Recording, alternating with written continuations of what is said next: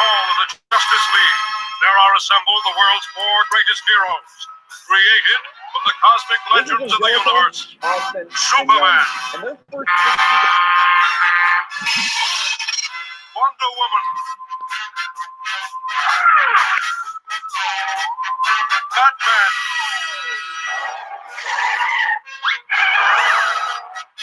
Aquaman,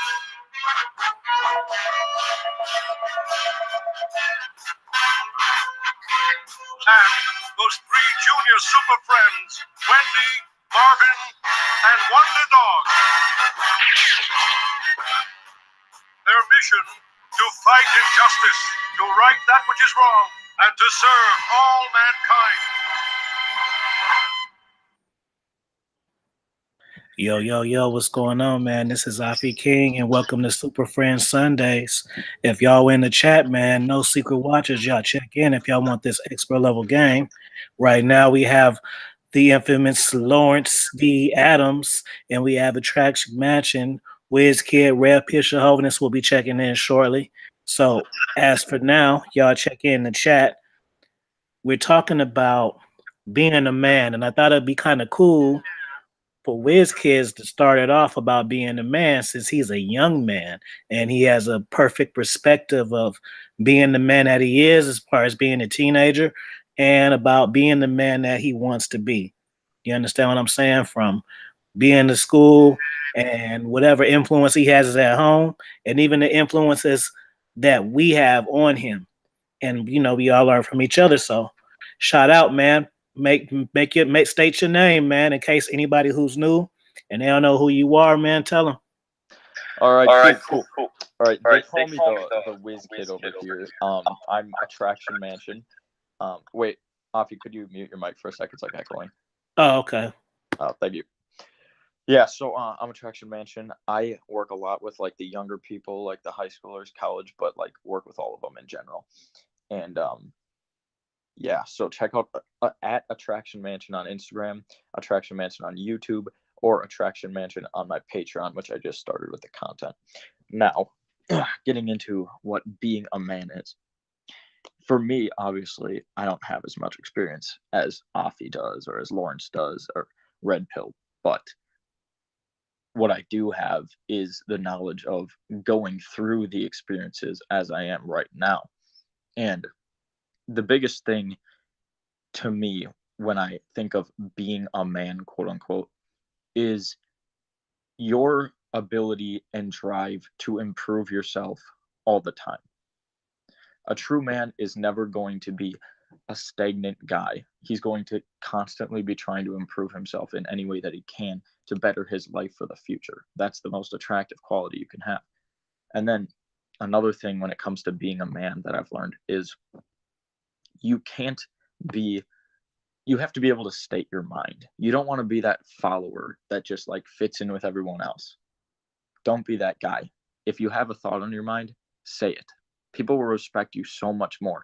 And that's where people come in with like the alpha male or the beta male and stuff.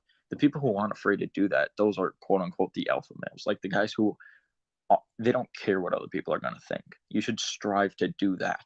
And what's going to happen is when you do that, people will respect you more, and more people are going to want to be your friends than if you were just a follower, because nobody is impressed by a follower. No one's like, oh, I want to be friends with that guy, because it's what everybody else does. Be yourself, because a true man isn't afraid to be himself. And that's something I've learned at a young age as a high schooler, because there aren't many people who understand that. Most high schoolers are insecure little twats. And I'm not going to lie, I was that way. I used to be. But then I started researching for myself and learning new stuff, working on myself, improving myself. And I've realized that life is so much easier now. So just make sure that you constantly are working on improving yourself, and you're constantly striving to be more confident than you are today. And however you do that, there are many different ways you can do that, but that's what I feel like is most important. And then also fixing your body language. A lot of guys have slouched over body language, that, or like crossed off body language where they fold their arms all the time. That just comes across as being insecure. Don't be like that. To be a true man, just that kind of stuff. That's what I've learned so far.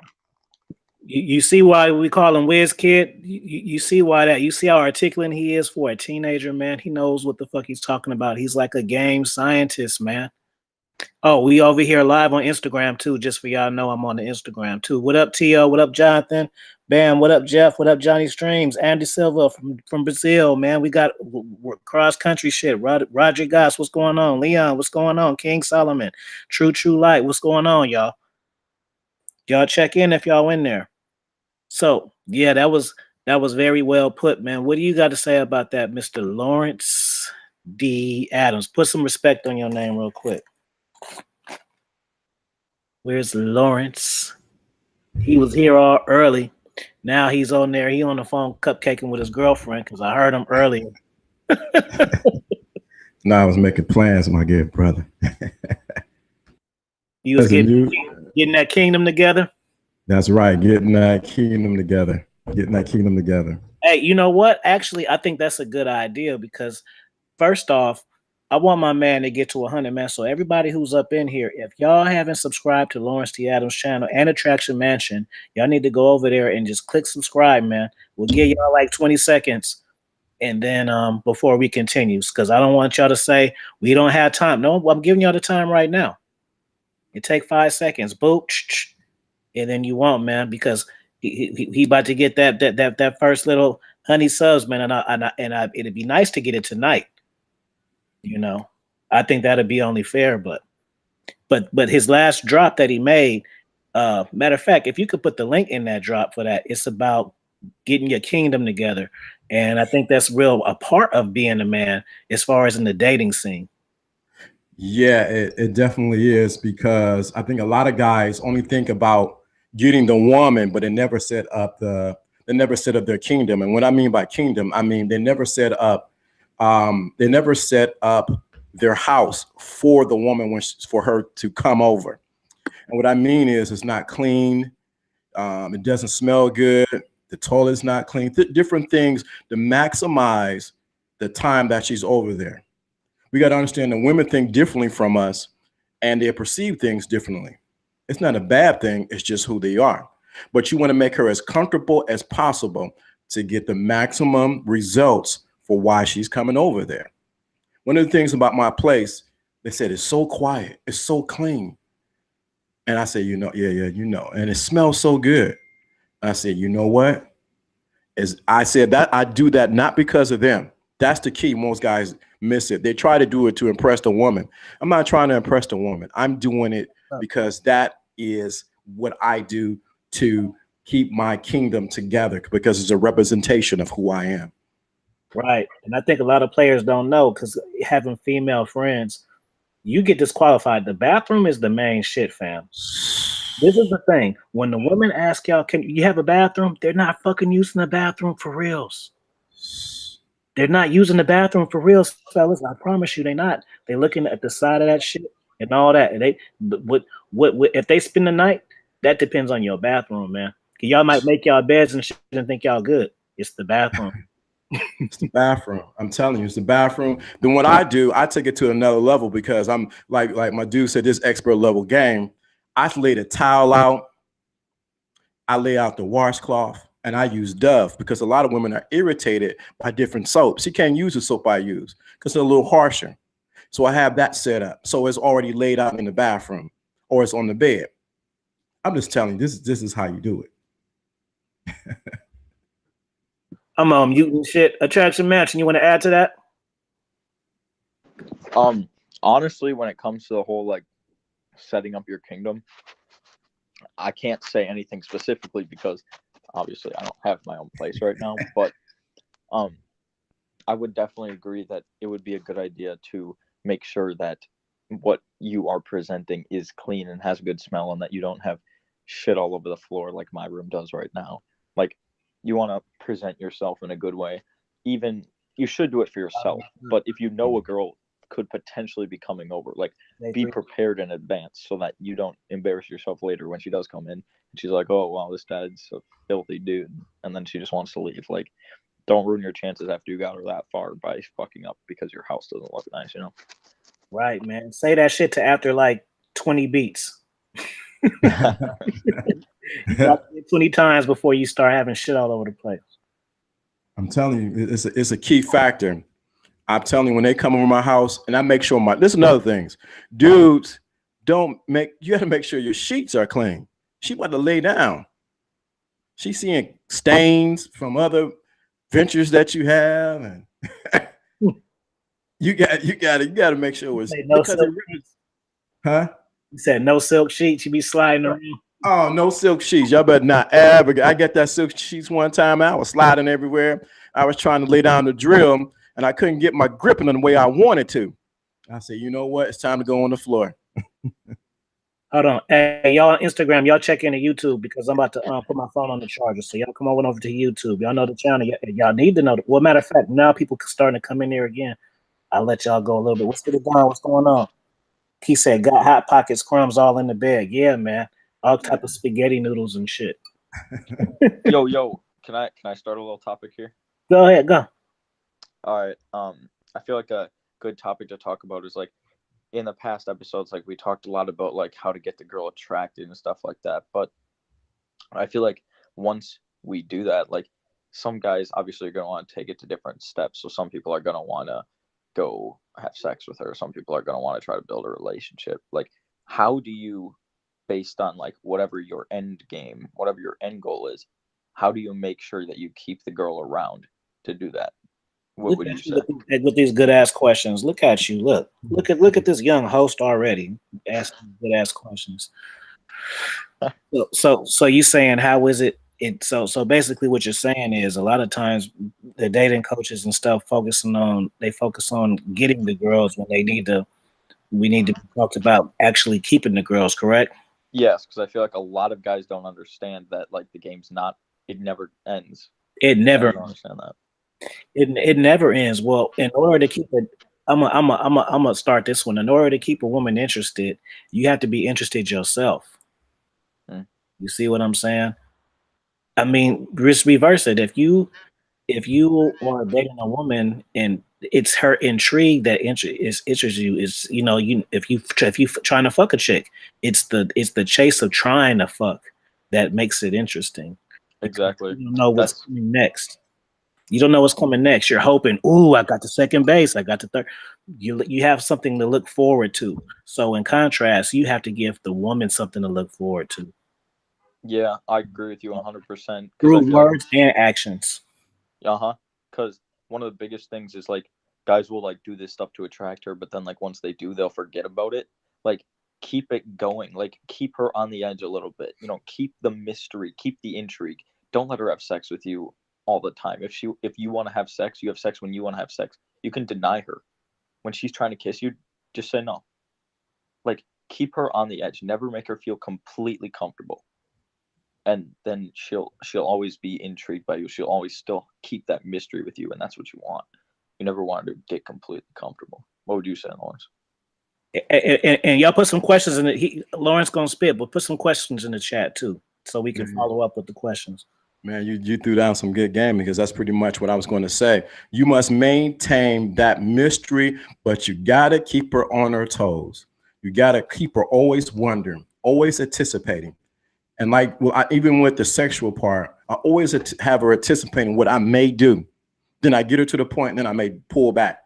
So it's always a point of anticipation. You don't want her to become in a rut with you. I messed up many times getting in a rut with a particular woman. And what happened is the relationship begins to deflate. So what I did to get it back alive was I backed away. I started talking different. I started telling them what I wanted to do. Look, I want you to come over. I want to do something to you. You better lay down. That completely changed the dynamics of what was going on with me and her. Now she's intrigued.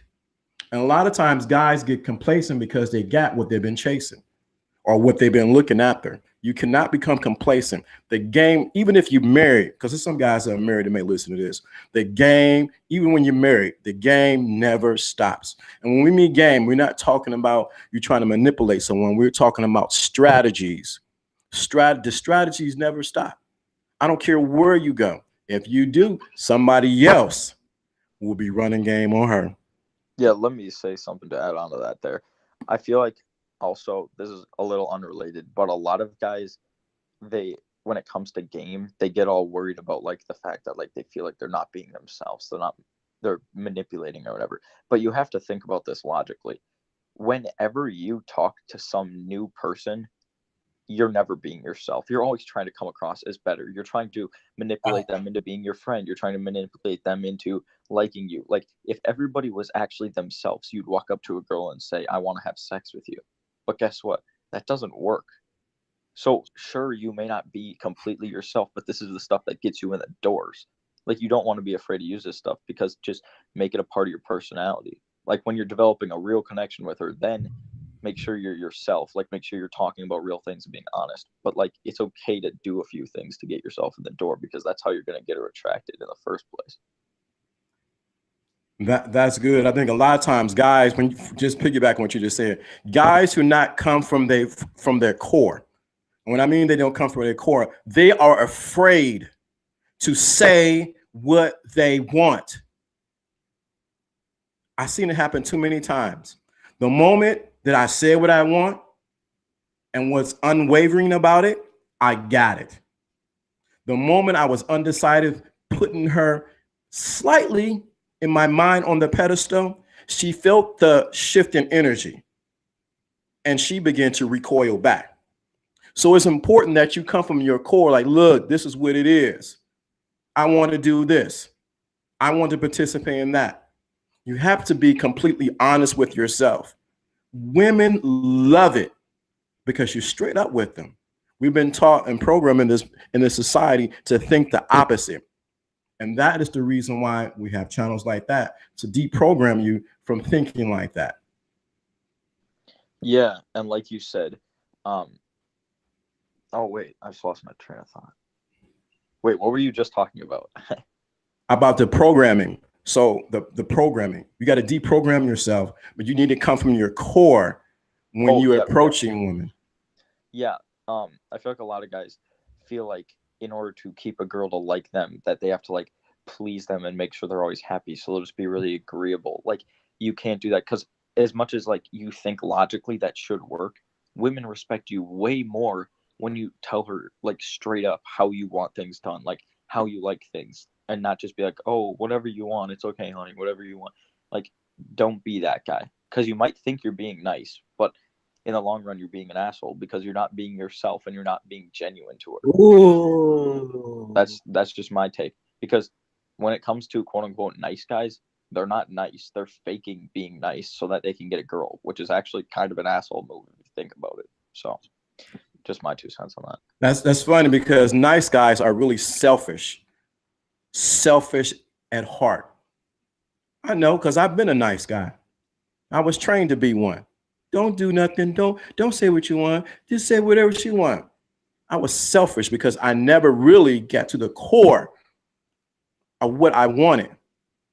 You gotta, this nice guy thing got to drop. You got to approach not just women, but you got to approach life this way. See, a lot of guys think they need to approach women this way, but they never test it out in their own personal life. So you get now in front of a woman, want to get hard and want to, no, I'm coming from my core. I'm doing what I need to do. Are you like that in life, going after what you want, coming from your core? It always starts in you. And once you realize it's starting in you and you're practicing on other things outside of the woman, when it comes to the women, it becomes nothing but butter, baby. She just melts. Yeah. Like that. Hey, I see a good question. It said this is from Andre Silva. He says, when dating women for a long-term monogamous relationship, is her sexually past relevant? That's a good one.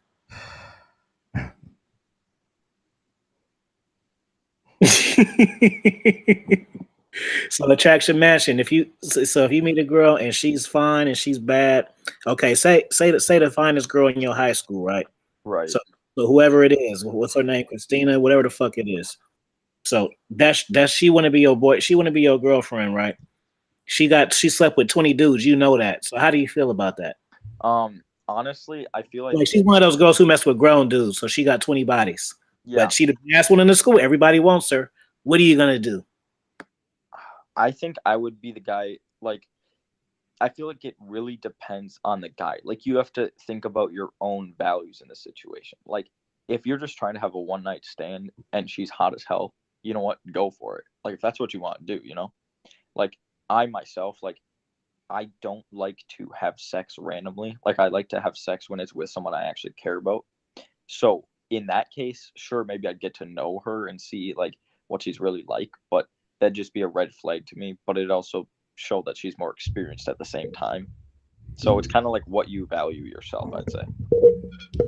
I see you shaking your head, Lawrence. What you got to say, man? Man, I'm gonna tell you, it's a two-way street here. On one part of it, I don't even care. Now, if I'm trying to take this to another level, that may be some consideration. But if I know she's smashing everybody, I do have, me personally, I can't speak for everybody. I have a set of standards when I don't want to do it. I don't want to know my dude over here and my person over here at smash and we all communicate. I don't want to know that. That's too much for me. But if I don't know that, I don't care. I'm going to hit it. But if it's going to be long term, I'm going to ask some probing questions, because having sex with men, anybody who this is the principle. Any person who enters the other person must submit. So when you enter a woman, they must submit because you're entering them. And so a lot of times now she has submitted to so many dudes that she cannot connect with you on multiple levels. Mike, your answer was good. Yeah, that's a good answer. Well, can I say something else that's like related to the topic before that quick? Go ahead. All right. Well, I'm just gonna drop some shit here that I just learned a few days ago doing some more research. Nowadays about 50% of all marriages fail in the entire world. About 50% of all marriages fail. And there's one big reason for that, and it's that whole movement, like the feminist movement, like that kind of stuff. Because what it's doing is it's making men believe that in every way men and women should be equal. Like in society, sure there are plenty of ways that everybody should be equal, but when it comes to relationships, equality doesn't work biologically. Like, you should respect each other, but back in the day, back in like the 60s, 50s, it was always the man was the head of the household and the woman did like other stuff inside the house and like supported stuff.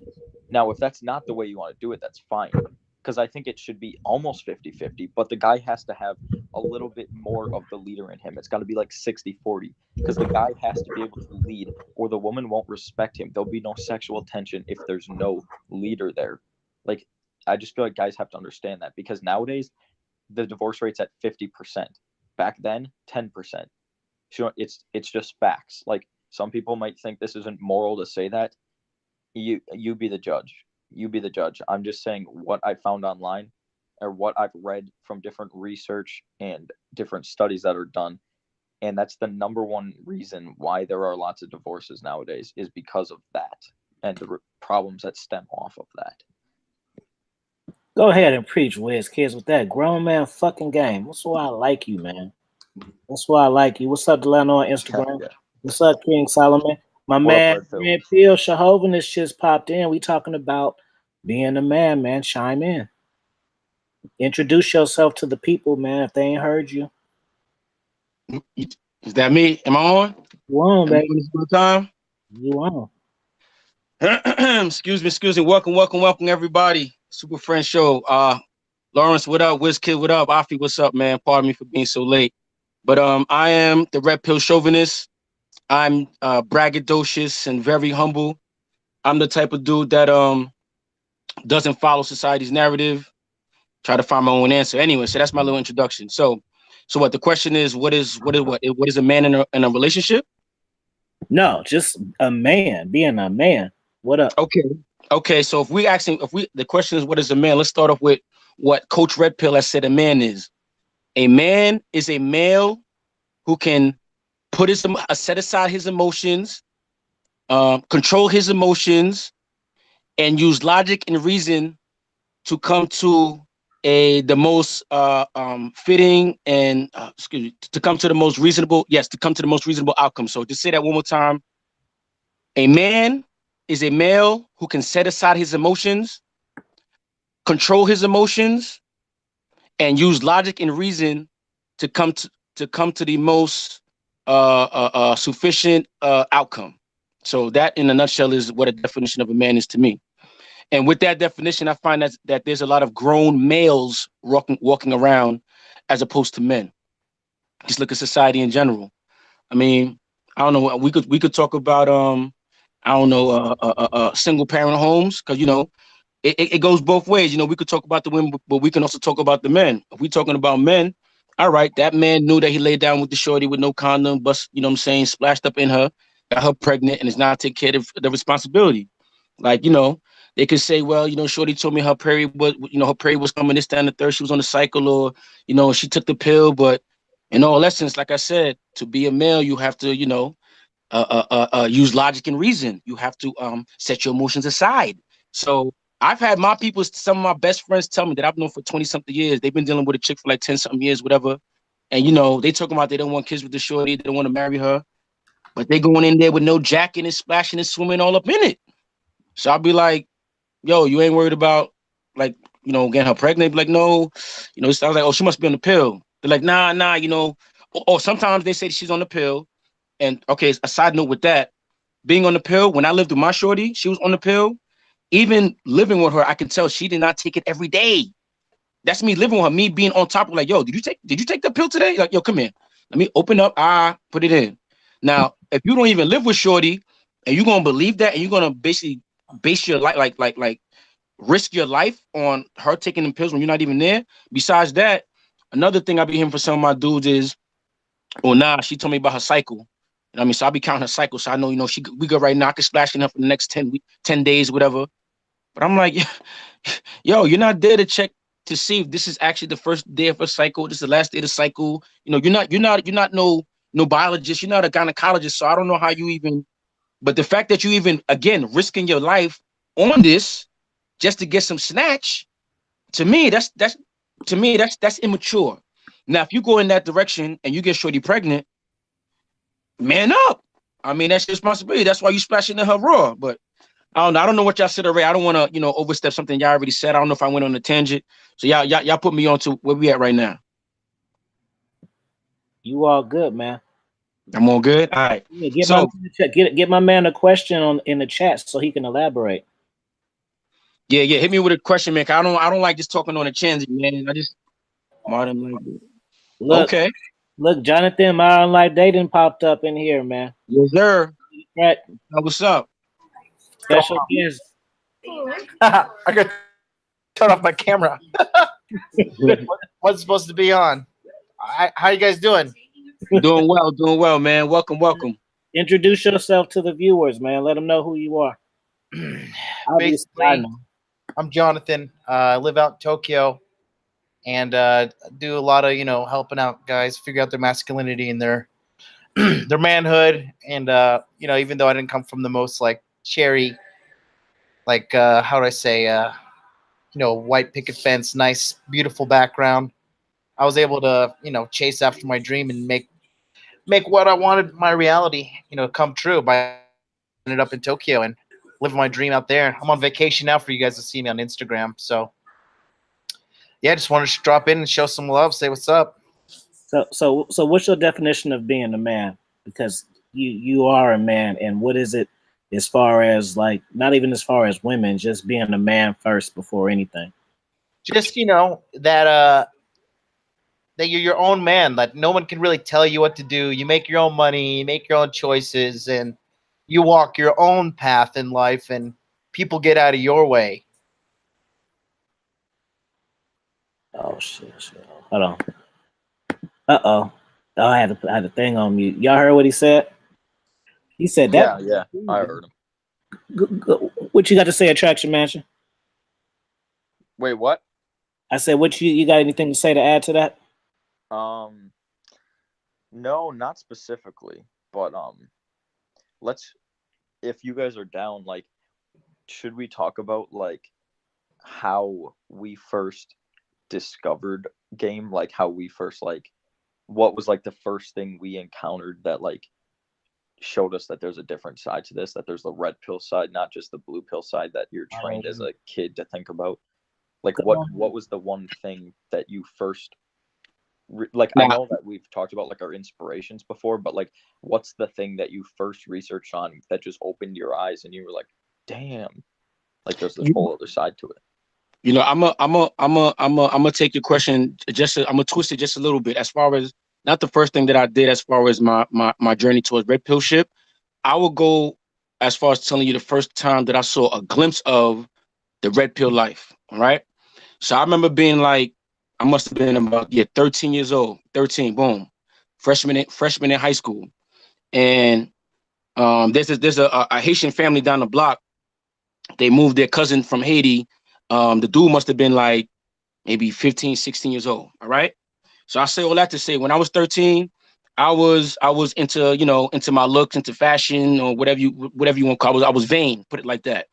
And him coming from Haiti, he didn't have like the most stylish clothes. He wasn't, for lack of a better term, he was the best looking dude in the group, or whatever the case may be. And he didn't speak English that well. All right. With all that being said, when this dude came out here, the amount of chicks this guy was bagging and just taking home same day game, it had me look like, wait, hold on, wait. But he doesn't have the looks per se. He doesn't have the clothes per se. He doesn't have the money. He's riding around on a bicycle, gaming these women. That's the first time I had a glimpse of like, it's not about your looks. It's not about money. It's not about you wearing the most, stylish clothes. What I realized looking back, this guy was drowning in confidence. That dude's confidence was through the fucking roof, man. It's now that I look back to understand, like, that's the exact reason why he was getting all these women. Because I can see it now. When he would first approach these women, like I said, he looked like, if anybody knows who Derek Fisher is from the LA Lakers, they used to call him, what's that dude's name? Sam Cassell. My man's look kind of like that. You know what I'm saying? So when he first walked up to women would look at him like, ew, like who are you? Like, I can't believe you even walking up to me. But this guy would have this most infectious smile, and he would just have so much confidence. It's like he would talk through the awkwardness to the point where the women would look at him and be intrigued and be like, you know what? Yeah, I'll come to your home. Yeah, I'll come to your basement. Yeah, okay, me and my friend. Yeah, no problem. To the point where, like, I wasn't believing him. Like, I was telling him, like, y'all don't believe you saying what you're doing, man, when you bringing these chicks to the crib. He said, word? So look, I'm about to bring these two chicks to the crib, man. Come to my crib. They coming at 3. Come to my crib at 2:45. Wait in the laundry room. Just stay right there. Don't say nothing. Long story short, I saw him have a threesome myself, looking through a peephole through the laundry room, man. That was the first time I had a glimpse of, oh shit, this shit is real. Like, you sound like you've been subscribing me the whole time. You got I'm telling your life story. Like, hey, Bottom Life Data, Jonathan, you tell me what you think, because you in a relationship, so I think you can get some real fire game right here. Jonathan, he's smiling. I already know what you're doing. You was in the bed. You put it on mute, man. You getting in real quick. Lawrence, you want to speak on it? You shaking your head. I see you. I actually can't think of right off the bat my first wild moment into it, but I had older cousins that should have jumped in. No, SJ3, he said he should have jumped in when he seen the threesome. Right. I had cousins that were older that stayed around us or with us and things like that. They were way older. They were like in their 30s. But I noticed that the lady across the street had a husband, completely beta. He would leave, and my cousin would go over there and spend a little time. I say, this don't make no sense. He's like, oh, go out and play. I said, something ain't right here. Then old buddy would come back with the car, and my cousin would go back to the family house, sit there, eat some food, sit on the top porch and watch him, not knowing that he had just knocked off his wife. I was like, wow, this is for real. I had to be at least around that 13 or 11 years old, because I stayed with my grandparents for a little bit. And I was like, this is amazing. But my cousin was notorious for running through women. And I didn't understand it completely, but now I do. Hey, real quick, I want to play a game real quick. This is what I want to do. So on my end, it's 9:05. So obviously we're hours apart, but the minutes is still the same. So from 9:05 on my side, so let's just say from 05 to 09, I want y'all to ask the most fierest, randomest questions in the chat. And I want y'all to direct it to who y'all want to ask it to. It can be Jonathan, you sucked pussy before. It could be Red Pill. You ever had a threesome? Lawrence, you ever got slapped by a chick? Whatever the fuck. Put the questions in right now. Y'all got 5 minutes, and then we gonna all look in the chat and see. We gonna see who needs to answer the question, because y'all gonna say. So if y'all want me, just put Afi. If y'all want Lawrence D. Adams, just put LDA. Attraction Mansion AM. Get red soda. Red Pill Chauvinist, just put RPC. And then we'll know who to answer the question. We don't have to even think about it because we all looking at the same thing. So ready, set, fire. Let's see. We all watching. As soon as the question come through, whoever it's to, we're gonna answer it truthfully. Yo, I can't see the chat because I'm on my phone. But if I get one, I'll tell you if you get one. I'll be your eyes. The guy in Japan, that's me. What's up, Quake SRK? Oh, see, see, we had a good question. We had a good question for you, and you was being freaky with the mute camera on. I already know. Hold on, what was the question, real quick? This one for you. I took off. I got some Popeyes delivered to my room. Okay, it says, sorry to repeat myself. How does it?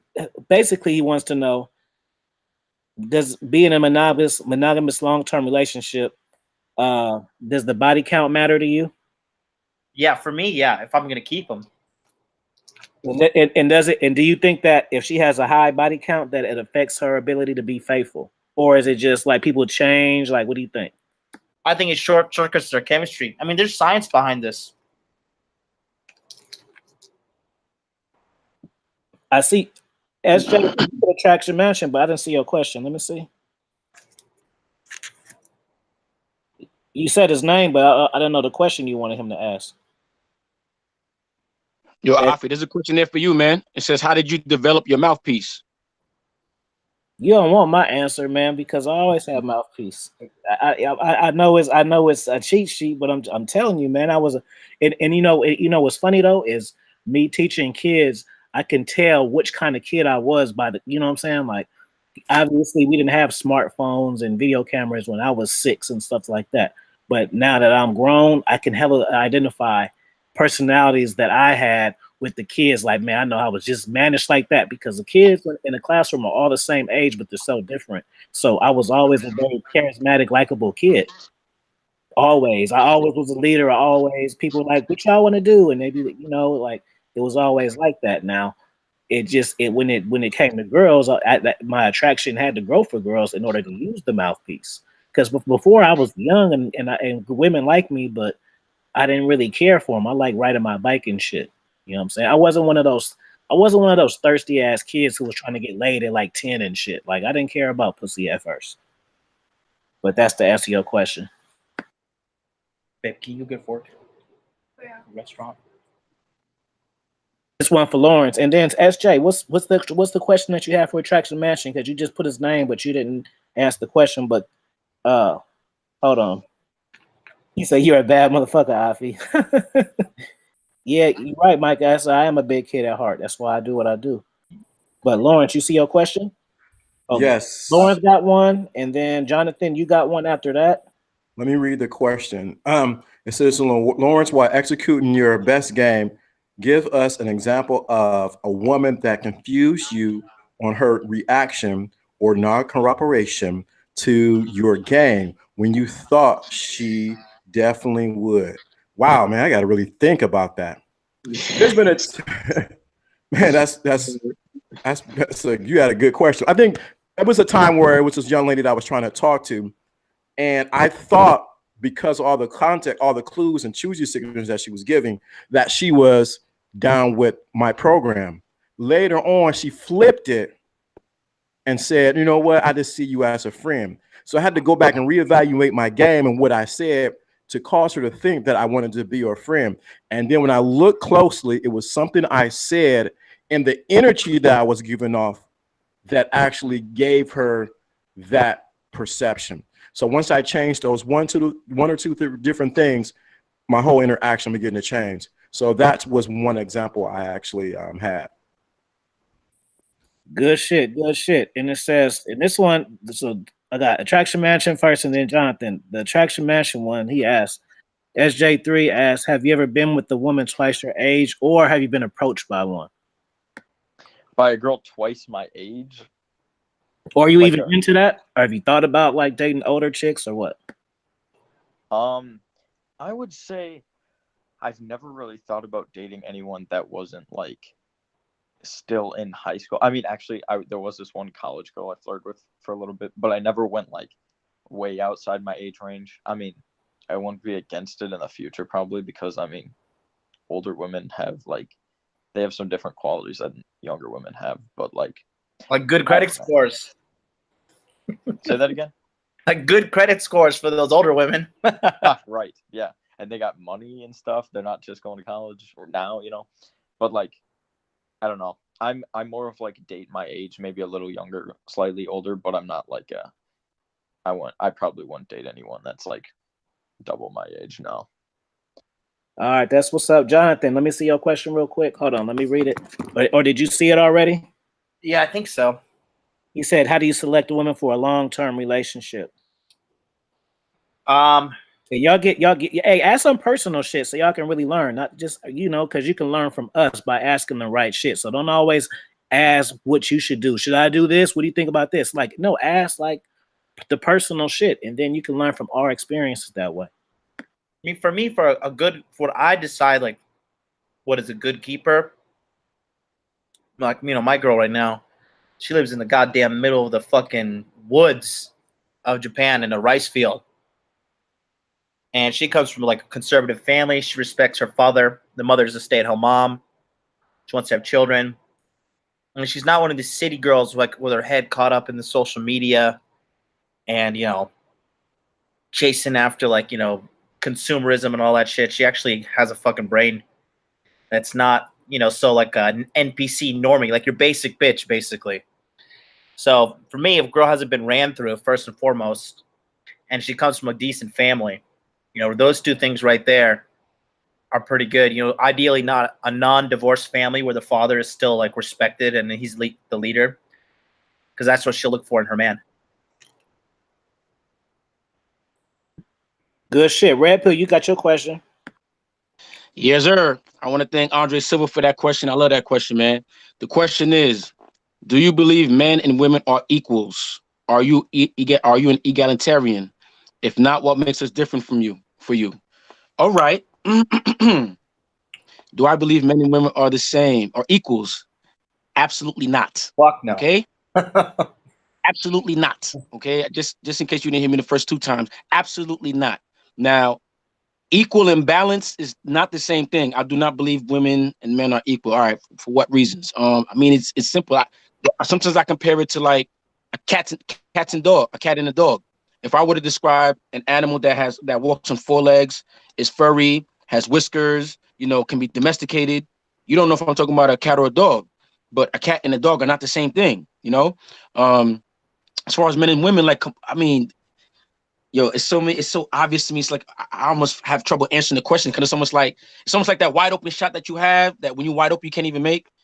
So nah, come on, men are stronger physically, like. You know, men are less emotional. Like, I mean, I really don't want this to be like, you know, some woman bashing type of question, but I can answer simply like that. Just on put it like this. When I have this conversation with women ask me this and I give that answer and they, you know, they try to debate me. What I say is, if you were in a situation and you needed the police, would you rather a whole police force of men coming to save you or a whole police force of women coming to save you? Same with the fire department. If your house is on fire, God forbid, would you want a whole team of firemen or fire women. And the women are honest enough to say, well, you know, once you put it like that, you know, this, that, and that, boom, boom. I would put a side note. I work in the healthcare field. God forbid anybody here needs surgery. Please go with a male surgeon. Just trust me on that. Women surgeon, you think we should do this or should we do that? You know what? I gotta go pick my kids up. You know, we're not gonna do that. Let's just, yeah, I'm serious. I'm not the male surgeons. Yo, we got shit. I gotta pick my kids up. Yo, call the wife, man. Tell them I can't pick the kids up tonight. They're gonna have to find somebody else. I'm not lying. So so that answers the first part. Are we equal? No, we're not equal. What makes me different? All right, we can go off. If you haven't read the Manipulated Man, in the Manipulated Man, it simply states that men are more intelligent than women. When people debate me on that, one of the first questions I ask is, all right, you know, women have been free, you know, as far as like, you know, women's independence, feminism since at least the 70s. So that's about what, 30 plus 20, about 50 years now, right? They've been free to do whatever the hell they want to do. With that being said, in all of the history of mankind, can someone please name me one female philosopher or one female world-renowned genius? I'll save you the time. There is none. But I have had people answer that question. You know who they told me? My mama. Not even. Maya Angelou. What? Are you fucking kidding me? So much sugar. Anyway, with that being said, I say that to say, even with all the free lib that women have, why aren't there any female geniuses? Why has there been not one female philosopher in the history of mankind? That has to mean something. Now, I'm not saying women are dumb. I'm not saying women are stupid.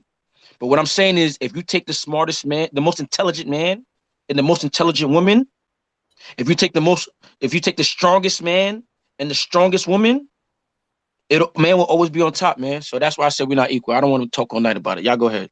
You got another question though. Spot on. Spot on. If you look at the inventions as well, you know, it's pure fact. I think women have invented maybe 40 things in total, but men have invented like thousands and thousands of things. Can I speak on inventions real quick? Yeah. Shout out Mark for the super chat. Shout out for the super chat.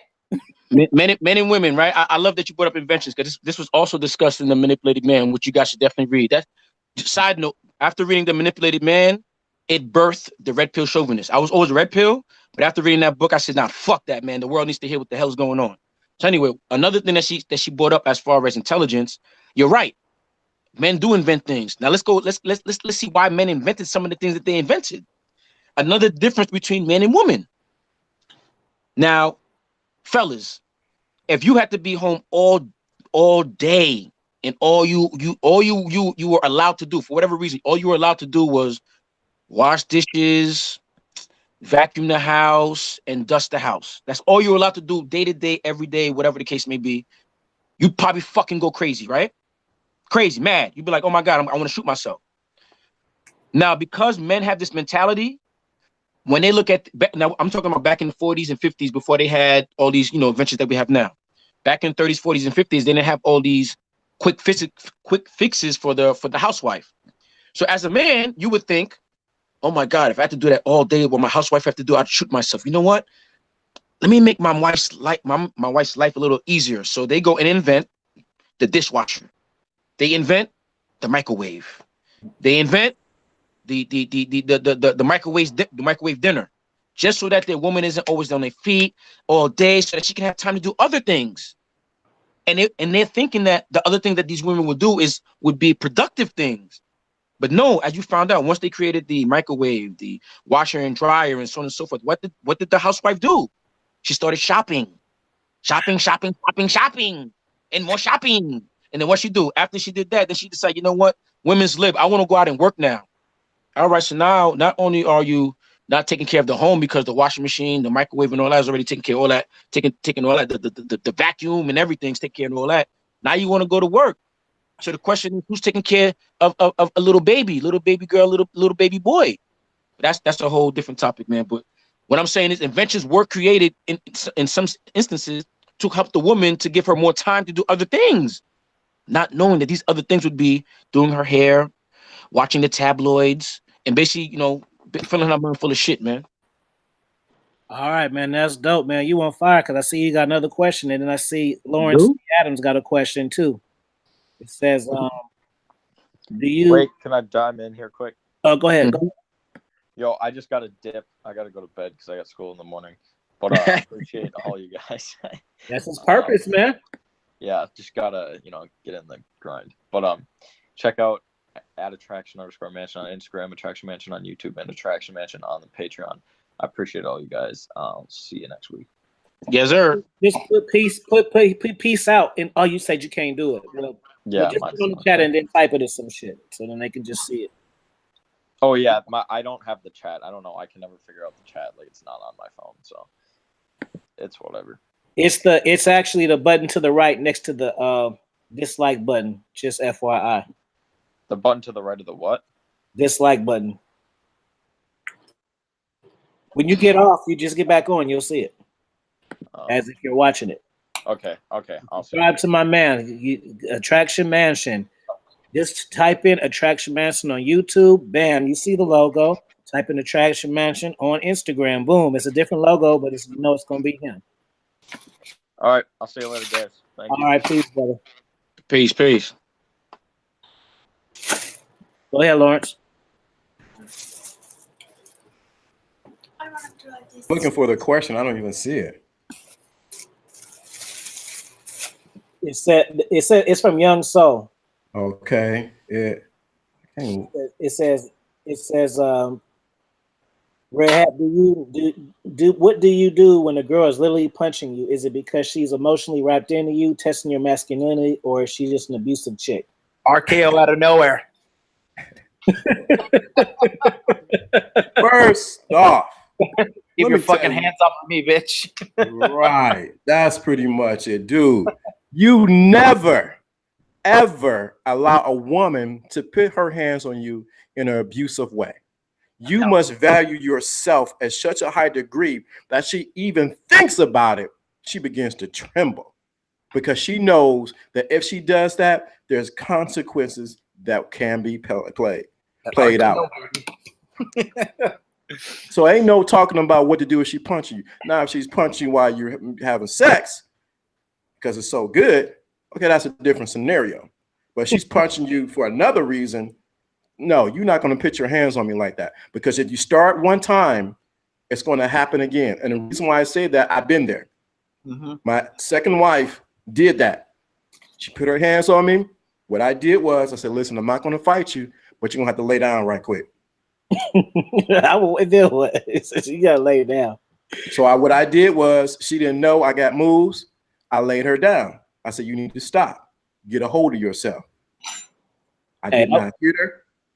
I did not try to abuse her, but I laid her down and said, calm down, because I'm not the one.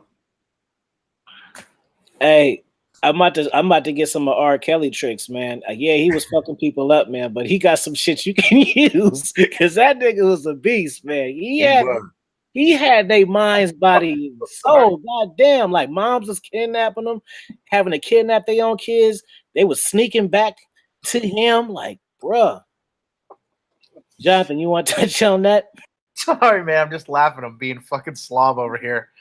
No, yeah, I think, well, look, here's the real deal, okay? If a girl, before a woman actually hits you, she's already been sniffing out how much of a bitch ass you are. And I guarantee you no woman is hitting, guy like Afi or guy like me, because they know.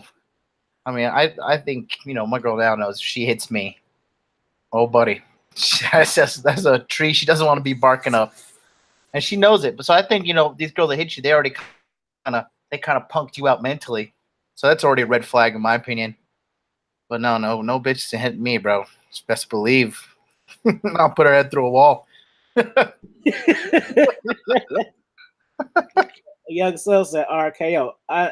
Hold on. Whiskey the Don says, Lawrence, if you could go, but this is good. If you could. Matter of fact, everybody answer this one. I'll answer it last. Lawrence, everybody, if you could go back and tell your 18-year-old self one piece of advice that would change your success with women for the better for the better from the day forward, what would it be? Whiskey to Don, that was such a good question. I want you to super chat. That's how good of a question that was. Wow, that's amazing, because on hindsight, I do have one son that will be 18, and I have one son that just turned 16. So I'm constantly pouring back what I wish I knew at that time. So the biggest thing I wish I knew, that, you know what, don't be afraid to approach, go out there and get what you want. I tell my sons all the time. Walk with confidence. Act like you own the place. Don't be afraid to approach her. Let her know who you are. I've been instilling them since they were 7 to 8 years old. You are the prize and you are a master. Their grandmother and their mother try to fight it, but I say, you know what? I'm raising men. I'm not raising the little punks, and they're not going to be punked out. So if that was my 18-year-old self, it would be my sons right now. What I pour into them now. You are the prize. Act like it. Walk like it. Expect it. Expect women to comply to you. Now, I can go on about this, but that's one of the things I would just say. Have women comply. Have them. This is the other thing. Don't just have them do sex acts. Have them do other things for you. See, sex, it can be easy and they can get out the loop. But if they can start doing other things, it's dangerous. Dangerous. Yes, sir. So I'll piggyback off that. I would say make sure that you have women. If I could go back to my 18-year-old self, well, number one thing I'll tell myself is don't fear rejection. Embrace it. Like that shouldn't be something that's even a thought in your brain. Like he said, know that you're the prize. And lastly, I would tell myself, make sure that the women that you deal with invest in you. Because once the women invest in you, game over. That's why when a woman catches her man cheating, she doesn't leave him, because she's already done invested whatever she's invested in him, and now she's looking at the other woman as competition. So I would basically learn how to use the jealousy button on women and learn to have women invest into me, so that I would have to do less work, sit back and just let them do all the work and compete for me, the prize. Good shit. Jonathan, you want to touch on that? Hold on. Let me say something to that. Can I say something right quick? Hold on, Jonathan. Prior to us even getting on this live, what was I doing? I was on the phone, as my dude said, I was cupcaking, having a woman plan out my trip in March. He talks so epically, don't he? I was on the phone. having her plan out our trip for March. Where y'all going? Tell Epic Red Pill. Couple destinations. Got to see Jamaica, maybe Jamaica, New Orleans, or Cabo. Nice. Go ahead. You was about to start talking. Go ahead. For me? Yeah. Oh, I was just saying nice to that man's travel destination. Sounds good. What was the question? If you can basically talk to your 18-year-old self, what would you tell yourself? Oh, fuck. Buy a shitload of Bitcoin and sell at 20,000. Just to get rich. I'm just at that point now in my game that, like, the only roof that I can really pass through now is like fame or massive fortune. Because that's a whole new level of game as well up there. Like when you just have, point and come with me, pick up skills. That's the next level I would like to achieve. Just for the fuck of it, just to see it, just to see that level. I don't know if that makes sense to you guys, but like, the certain level of game that comes with having a certain amount of money or fame. It's just like, I've seen it. It's fucking unreal. I think that's just pure confidence, man. I understand exactly what you're saying. I'm gonna use what you just said to answer the question for myself. Okay. If I could talk to my 18-year-old self, man, I would really just have really focused on myself and spend less time chasing women. That way I wouldn't play catch up like I am now. Yeah, I'm fine. Yeah. But if I would have took if I would have took all that energy and all that chasing pussy and put it towards myself, I'd be twice the man that I am now. And it took for my life to actually have retrospect to acknowledge that. Yep. You know what I'm saying? No, that's where it's. I mean, I think most guys kind of grow out of it too. Like, you know, it kind of gets to the point where you're just like on autopilot. You're on a date, you're like, okay, she's gonna say this is gonna happen. She's gonna pretend she's not interested, and then boom, I'm in there. You know, and it just kind of gets a little boring. And then you're like, I want to just, you know, that's why I teach guys, because I want them to move on with their life. You know, just get this shit handled. So, because when you like, the reason guys like us are so successful with chicks is because we're just like, we realize it's so easy to get them, so we don't really value them too much. And then we're able to focus on other things in life. Like I'm focusing on building my digital marketing business and, you know, just learning how to get paid by just playing video games, stuff like that. It just opened my mind to achieve new and exciting things rather than just, you know, chasing ass all the time. Because after you've been with, like, I would say after you've done it 50 times, 50, I would say pretty much stays the same. I mean, you get a few little variables here and there, but it's pretty much the same thing. Yep, so. same thing, different shit. Yeah. I see a countdown going in. SJ3 asked me a question real quick. He said, do I think that red pill knowledge cats should refrain from hitting up the strip clubs? I think that depends on your personality. It's just like anything else, everything in moderation. For instance, like I know how to watch porn and not go crazy with it. You know what I'm saying? But some people, they can't handle it. Yep. They just everywhere. They getting their hands ready as soon as they walking up the stairs. They about to whack their shit. You know. Yeah. But me, like I whack my shit if I got a new one. If I got a new chick, I whack my shit first. That way, I'm already done bust a nut, so I ain't really tripping. It's gonna make me more bold because I done already got what I want without her. So yep. I'm quick to be like, say she come over and I done bust a fat nut, and then she comes over and she's on that bullshit. I'm gonna be like, bitch, get up out of here. Yep. I'm already tired anyway. I'm already ready to go to sleep. Why are you so tired? I had a long day. No, it's just because I finished busting a nut. That's why. So yeah, man. If you can handle the club, like it just like me, I don't like the club because it's just like I gotta spend a gang of money for a gang of motherfuckers, and the bitches inside of the club act way different than in the club than when I meet them outside of the club. Yep. You know? Yeah, like that God complex. Mm-hmm. So that's my answer. Talk them out of that. Gotta look, listen, bitch, you're a fucking stripper. Don't get it twisted. We'll go on for another 28 minutes. So I suggest y'all ask some fire questions, shit that y'all burning to know. Yes, sir. Get them on here. Hey, I gotta say this. I went to one strip club, and that was in Atlanta when I lived there. Gold rushes. I said, man, it don't make sense for me to circulate my money in here, and I can't get what I really want. When I can get out of here, and I lived in Atlanta during that time, where I can get different girls and different area codes. Why would I waste my time for free? Willing to do all kind of things. To me, the financial part of it did not make sense. It didn't make sense. So that's just my spiel. Some people think different, but it didn't make financial sense for me to give a dollar here. I think you're spot on, dude. I think it's a low level question. I mean, for me, I just don't see the purpose. I think it's a negative ROI for me to go to strip club. Like, why? I'm paying to get blue balls, and when you know what I mean, I can just get it for free in an hour over a cup of coffee.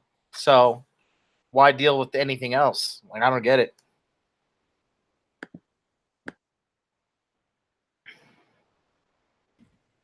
Most cats ain't thinking like that because they're only thinking short term. And they only think about, because this is the other side, the psychological side of it is you're getting something.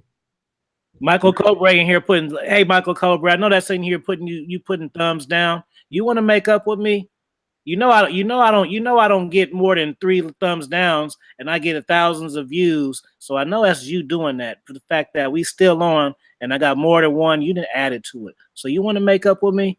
You ready to be friends again?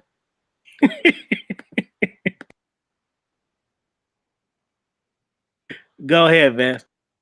Yeah, it just to me it didn't make financial sense to actually do that, to actually circulate that money like that. Then also the psychological side of it is this: you're actually entering into a fantasy with this woman, not getting the interaction that you really want, and it's not worth it. I'm not saying, but if you want to do that, I am not. Go ahead, knock yourself out. But once you understand the psychology of the stripper, baby, is a whole different level. One of my dudes dates strippers, and he has a game with them that's completely opposite of what you do with what you think you would do with strippers. You have them pay for everything. He doesn't try to sexualize them. He makes them, it's pretty much this simple game. He makes them do things for him. Oh, okay. That's what's up, man. Somebody asked, who's this? Raz Excellent. Does being introverted affect game? No, because I'm introverted. Y'all just don't know it. I'm just very social, but I like to be left the fuck alone sometimes too. So I'm gonna say no, but y'all can say what y'all want to say. Mario's dope. You just gotta practice, dude. Practice. Put the hours in. Put the hours in. All of us here put the hours in. There's not a motherfucker in here who has not put the hours in. If they say that, they're lying. Too many fucking hours. Yeah, you gotta put the time in, man. This is like, the dude was talking about psychology. That's what this is really, getting into the understanding of the female mind, like not like in a, like a university degree sense, or like, oh, how can we prove this in a scientific study? Like, we're like pioneers in this shit, like figuring this out and transferring it into a verbal context or written context. Because there's nobody really doing this. Like, there's these dorks in the labs and stuff. And I know because I have my bachelor's in science and psychology. So I see what they're doing behind the scenes. And it's just slow and outdated way of collecting data. I mean, they do it. But what we're doing, like actively explaining the mindset of females as well as the mindset of the hunter to get them.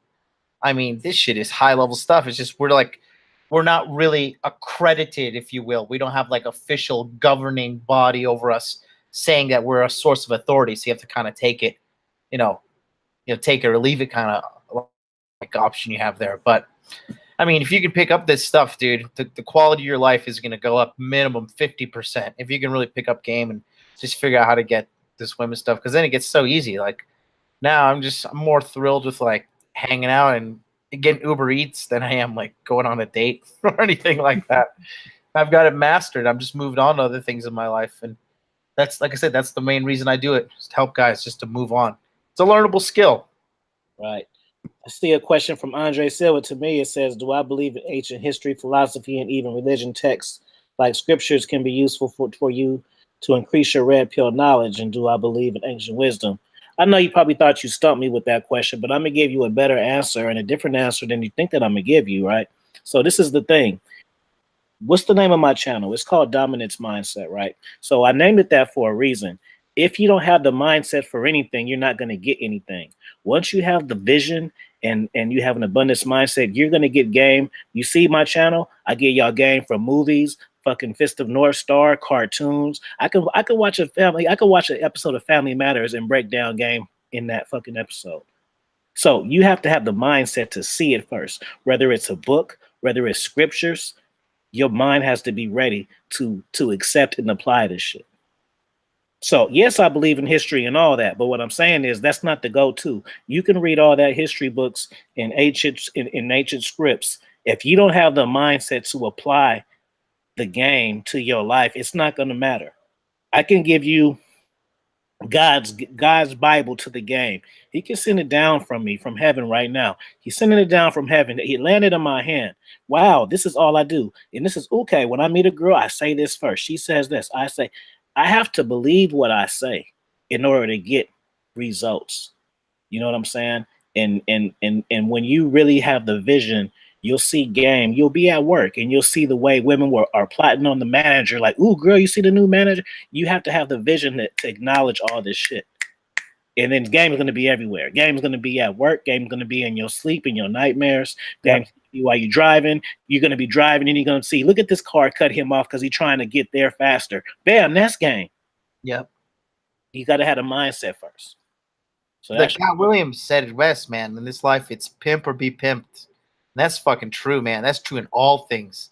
Either you're working for somebody and he's pimping you out, or you got your own hustle, you know, and you're pimping somebody out. If you got, you know, if you're not running things with your relationship, believe me, girl's got you on that board like a pawn, and she's just, you know, playing her game. So, you know, you gotta. That's what being a real man really is being in control, being in charge of your own life, being in charge of your own destiny. A lot of guys giving up the whole trying to work for yourself thing. That's like the most fucking manly thing you could do is work for yourself and be like, look, it's my company. You know, when I had a really successful Airbnb last year, when it got to the point that like people were coming, and if they treated me like shit, I was just like, look, fuck off. Like, you're not allowed to stay here. I don't like you. And somebody else will come because I built up such a great business. I think that's a big part of being a man as well. It's like, you know, self-employed. But yeah, like I said, it's pimp or be pimped in all aspects of life. And you'll learn that initially with game, but then you'll start seeing it business. You'll start seeing what people like, you know, our guy, Vince McMahon and Dana White. Those guys are fucking pimps. Facts. In the fucking business world. You know, Vince has got no fucking friends. Vince just wants blind allegiance. He wants loyal, like brainwashed hoes. That's what Vince wants. Same thing with Dana. And you know, when they turn around and bite the hand that feeds them, he fucking lays it down on them real hard. He pimp slaps them good. Fact. So that's when you start learning the game. Initially, you know, just between you trying to get your dick wet with some girl, but eventually you start seeing it in war and business, pop culture, politics. You'll see it everywhere. Right. Red Pill, you want to take this next question and we can all get it. It says, how to improve the mindset to make the game part of who you are as a man. That's a great one. We can all take this one, but Red Pill, you started off. Red Pill. Red Pill. You here? Red Pill. All right, Lawrence, you want to take that? Yeah. Sure, no problem. The biggest thing to improve your game, let me make sure I got the question correct. What was the question again? What is the mindset? Hold on. How to improve the mindset to make game a part of who you are as a man? Good question. It was funny because I was going to segue into about the religious part and ancient science and all like that. I've studied that, got a lot of certificates, whatever the case may be. But the mindset is the first key component. You must visualize yourself as being that first. See, a lot of guys want something but have not become it. So once you become it, you actually begin to attract it to you. So your mindset is very important. Your mindset also gives off vibrations that women can pick up on. So your mindset, you may not think they pick up on the nuances that you're thinking about, but mindset is that important. So a lot of times, a lot of guys have a defeated mindset before they even leave the house, and they're wondering why it's not working with them. When I go out, like I went out Friday, I have the mindset I'm going to have fun, and I'm going to meet a couple. I'm going to have a good time. I don't try to force it, but I see it already. I play it in my mind. So when I go out, it just happens. I don't force it. I allow it to happen. Sure enough, red bone came in my face. I began to holler. Now, then the next day at the grocery store, I did the same process. That's the main thing. You can have the mindset, but y'all make me want to cuss, and I don't cuss. But y'all got to put in the work. Y'all motherfuckers do that. I cuss for you. This guy's preaching too, man. For all these guys to work. Yo, can you? I've been doing this. I've been doing this since about 1995. Yeah, we can hear you, fam. Put it on mute. I've been doing this since 1990, about 1995, 93. I've been in the trenches learning, applying, failing, getting back up. Good relationship, bad relationship. I put in the work. Many of you guys do not want to pick in the work. You want to get some quick magic pill, what to do, how to say, what do I need to do? That's the concrete, what you're thinking is action. And now you make me think of Bible scripture, but it says faith without works is dead. What is your faith and what you believe that you are? I'm just saying, you got to put in the work. That's fire shit. So Red Pill, now that you back. You hear me? Yeah. You good? Yeah. All right. We talked at the same time. The question was this. How do you improve the mindset to make a game a part of who you are as a man? And shout out to Jeff for the super chat too. I appreciate you, fam. His question was, can you talk about getting your sex game right? But answer the other question first. All right. How do you basically get the red pill mindset basically consistently in your brain? That's a great question, because I'm not gonna lie. When I was first got into the idea of even having a red pill mindset, I would find myself almost sometimes kind of sliding back, whether I see like an old girlfriend or you know I go to a club and I get back into my same routine. That was back in the day.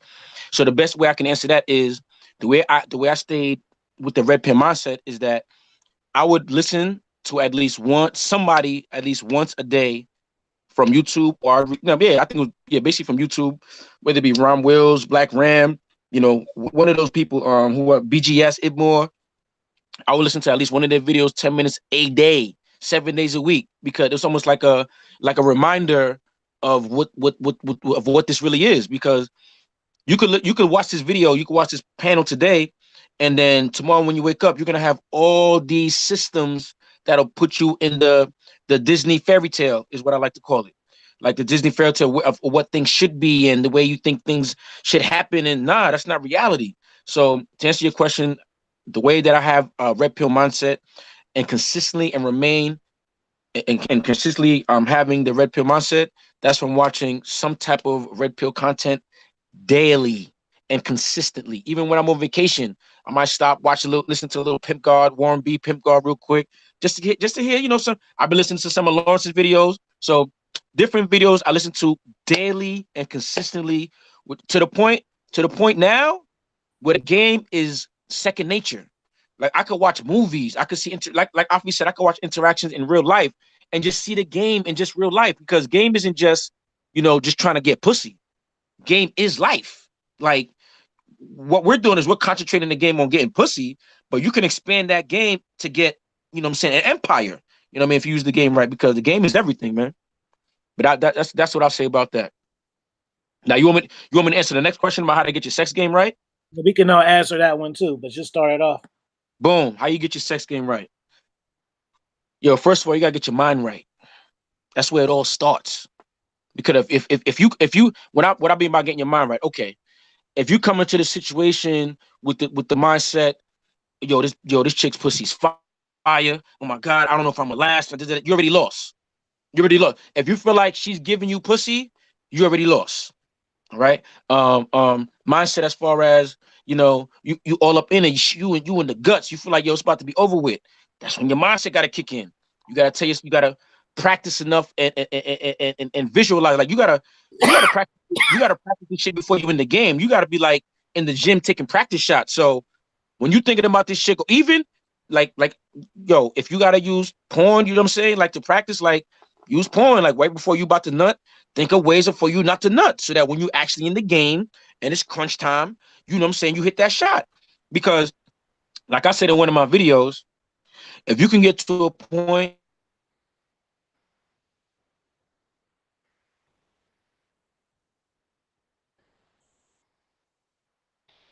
there. Yeah, you there? Did I get cut off or did he get cut off? He paused himself because I still see him. I hear him coming through. I think is he lagging out? Yeah. Yo.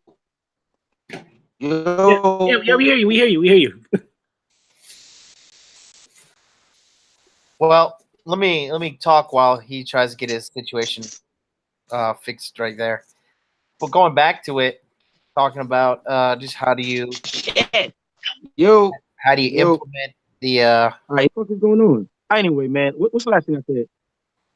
Hey, we got you. Let me just finish up what I was gonna say here. But yeah, basically what you got to do is in order to like improve the mindset to make game part of who you are as a man, you have to just consistently apply these red pill lessons every day. And I would say, in addition to get your mindset right, definitely be in the gym lifting heavy weights. That'll just get you more in tune with your masculinity, lifting weights and taking care of like getting your testosterone levels up. That'll just genetically have you acting more like a man. That's what I would say. Just repetition of it over and over and over again. Eventually, you'll internalize it and it'll change who you are, and you'll notice when you change. Yo, You back now? yo, can you hear me? Yep. Yo, all right, damn, I had to switch phones and shit. God damn, I forgot what I was saying. Oh yeah, you gotta have your mind right. Basically, what I was saying was, you gotta have your mind right. I'm saying if you got it, you heard that point when I say if you have to use porn to practice, use porn to practice. Like right before you nut, you know what I'm saying? You gotta think of it ways. Hey, it froze on the crazy ass part. Look at Jeff. But he needs to get some high speed internet over there. Hey, I'm gonna say this: how to improve on your sex game. Holy shit! Just do what I do and stop caring if they're happy or not. Yo, can you hear me? Yep. Yo, I cut out before. Yeah. I don't know. All right, man. If I cut out, it's whatever. Anyway, like I was saying, basically, I said you practice in the gym so that when you're actually in the game, when you smashing, it's time for you to nut. You know what I'm saying? You've practiced enough not to nut at that time. And the reason I say that is because if you could smash a chick out, you know what I'm saying, and you make her nut 1, 2, 3, 4 times, and she's orgasmed 2, 3, 4 times, and you ain't nut yet, she's gonna look at you like you're a god. Why? Because the last 5, 10, 15 dudes that smash nutted in 2 minutes and didn't even make her nut.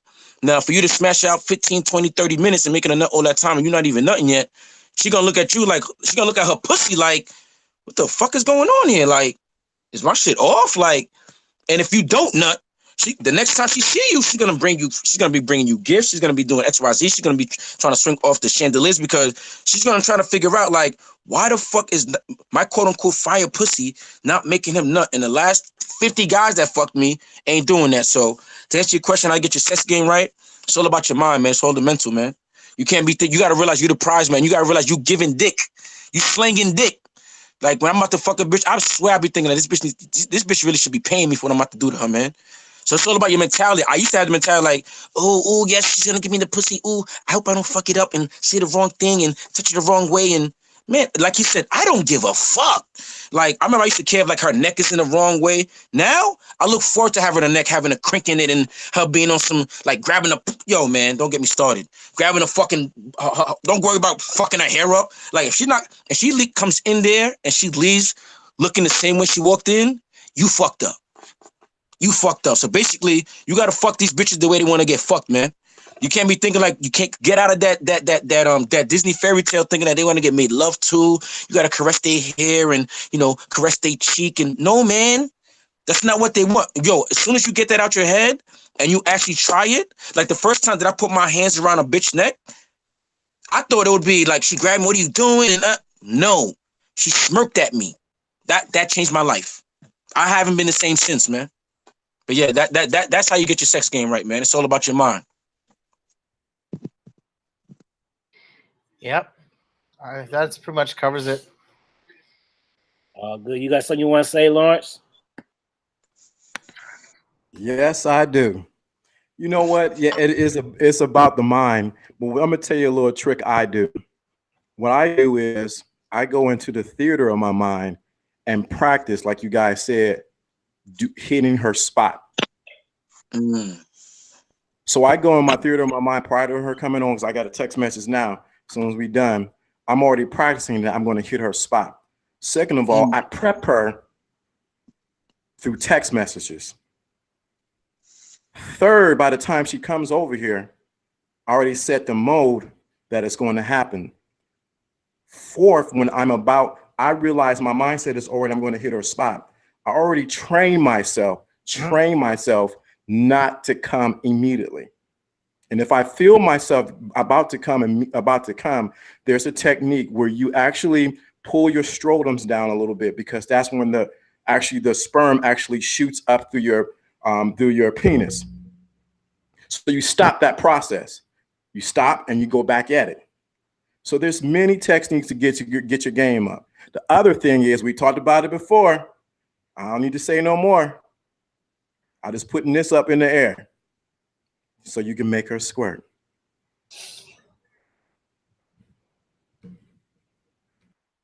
Yo, Lawrence, just so you know, I did my research on that, man. Yo, good looking on that. I appreciate you for that, man. Yo, fellas, see, steel sharpens steel, fellas. Even I learned stuff from this panel, man. All he did was put the mark up. I said, okay. Challenge accepted. I went and did my homework. Thank you, Lawrence. I appreciate you. I can't tell you how last summer was. Let's say I just had a lot of wet sheets. I understand and I believe you. I believe you. Wet sheets, acting crazy. Where you at? You got somebody else over. Can you just do that? And then I would just come in their face or come in their on their back or wherever the case may be. It wasn't, I wouldn't care about, I'm gonna get mine. I already know it. But once I got you in your head and I tell you to do something and I'm doing this move, and I'm telling you I want you to come because you're hitting that G spot. The lady, and she deleted me on Facebook, Instagram, and everywhere. She couldn't get it anymore. All right, man. Hey, look. So look, we supposed to go on for like 4 or 5 minutes. About 4 minutes, 4 or 5 minutes. If y'all want to extend a 15-minute extend, man, hit the super chat or come with 5 fire questions, man. I mean, what I would say, like I said in the last panel, though, I think everybody should put up their, if they got a PayPal or whatever, people in the chat are doing like $1 or $2 because, we up here, donating our time, our free time and drop these gems on you, fire gems. There's people out there that would actually pay to hear these gems right here. But, we here spending free for you, man. You see Wiz Kid had to leave early just so because he had to go to school tomorrow. That young man's still in high school, man, and he's still here, to spit fire against for you guys, just like myself. What is it, about to hit 1 a.m. in New York right now? I got to work myself tomorrow, and I'm here chopping it with you guys. So, the least I could do, not just for myself, for Lawrence, Afi, and everybody else in here, man. So show the love. Yeah, I want to see them. I want to see them fire questions, man. Y'all be scared to ask the real shit. That's how you. Oh, look. Uh-oh, we got Beast Mode Magazine in the joint. We got Beast Mode Magazine sliding in on sudden death mode real quick. We talking about being a man. What you got to say about it? And tell them about the DR. Oh, shit, man. The DR was lit, bro. If you guys are Americans, bro, you guys have to go to DR, bro. The bitches Did down. You get your massage? You said what? Get your massage? Oh, I didn't get my massage though. The girls were massaging on the beach though. Girls were, and it was mad cheap to get a massage on the beach too. But yo, the average Dominican woman looks amazing, bro, compared to any American woman, and they will treat you right. Yo, the DR is crazy. Everyone got to go down there. This is your first time being outside the States, dude? I went to Canada, but I guess Canada might not really count though, since it's right there. Yeah, like, no, you seem like you got the love stricken of the foreign woman. You finally got out. Yeah, I live in Japan, so I live that every day. But yeah, where you live? I live in Tokyo. Say that one more time. I live in Tokyo, Japan. Oh shit, yo, how's the woman out there? Not fat and American. Yo, it's crazy. Whenever you go out the country, they love American men. They look at you like you're a celebrity. I've been saying that shit, man. I've been saying that shit, man. Nobody want to fucking listen, man. People are scared to leave the country. She's saying that since like back in the day with his game. He says we're like on Krypton, and American women are these Kryptonian bitches. We go over to other countries, we become Superman. We're like, bitch, look, I can jump. I'm American, you know. Nah, that shit is facts. Tell them about yourself. So in case y'all don't know, Beast Mode Magazine is also a content creator and he's a dating coach, man. So Beast Mode Magazine, and this is Red Pill Chauvinist. This is Lawrence D. Adams. This is Jonathan, Modern Life Dating, and myself. So all y'all know each other now. I'm gonna make sure to go on each one of y'all channels too. So yo, on Instagram at Modern Life Dating. Modern Life Dating. Yeah, IG. I'm gonna follow. Somebody got somebody popping tonight. Who got a booty call, man? It's late. Who got a booty call? Whose phone was that? That was my main joint calling me for. Yeah. He said his main one, not his only one. He a player. Yeah, so now you have to have your rotation. You have to have your rotation. This kid's slick like butter, bro. Where'd you find this kid, Afi?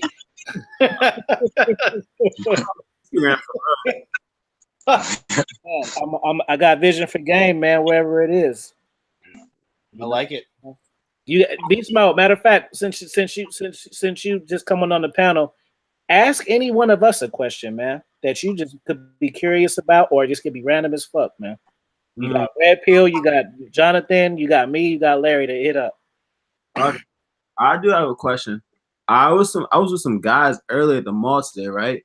So like some guys are naturally like socially awkward, right? Some guys aren't blessed with like talking skills, communication skills. How do you help them out? Lawrence, you ain't said in the mail. You want to take that? Lawrence. I was asking to anyone. Like I actually wanted to know the answer to that. You know, it's like I'm on repeat because I'm actually was like that when I was a teenager. Mm-hmm.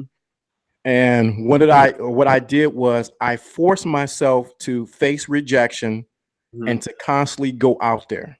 I constantly went out there and just talked. Hey, my name is Lawrence. Well, hey, how you doing? I forced myself out there. The main thing is because we've been talking about mindset. The person has to become comfortable in their own skin. Because if you're not comfortable in your own skin, that throws up a vibe that everyone else around you begin to feel awkward around you. So be comfortable in your own skin, mindset, and then you have to practice. Go out there. Go to social settings that make you uncomfortable. I constantly do that because I'm going, as it was said earlier, I want to go to another level socially. I want to go to different circles, but I can never do that if I stay at this circle or if I never put in the work. That's facts. Now, hold on. But if I understood the question correctly, you were saying if your mans don't got the mouthpiece, right? Is that what you said? Yeah, if he's not able to, like, if he's naturally socially awkward and he doesn't have that God-given communication skills, and then he's probably like an unattractive guy already. I'm speechless. I'm sorry. I don't got an answer for you. Oh, everybody in my circle got the swag. I'm not even gonna lie to you, man. I'm not even gonna lie.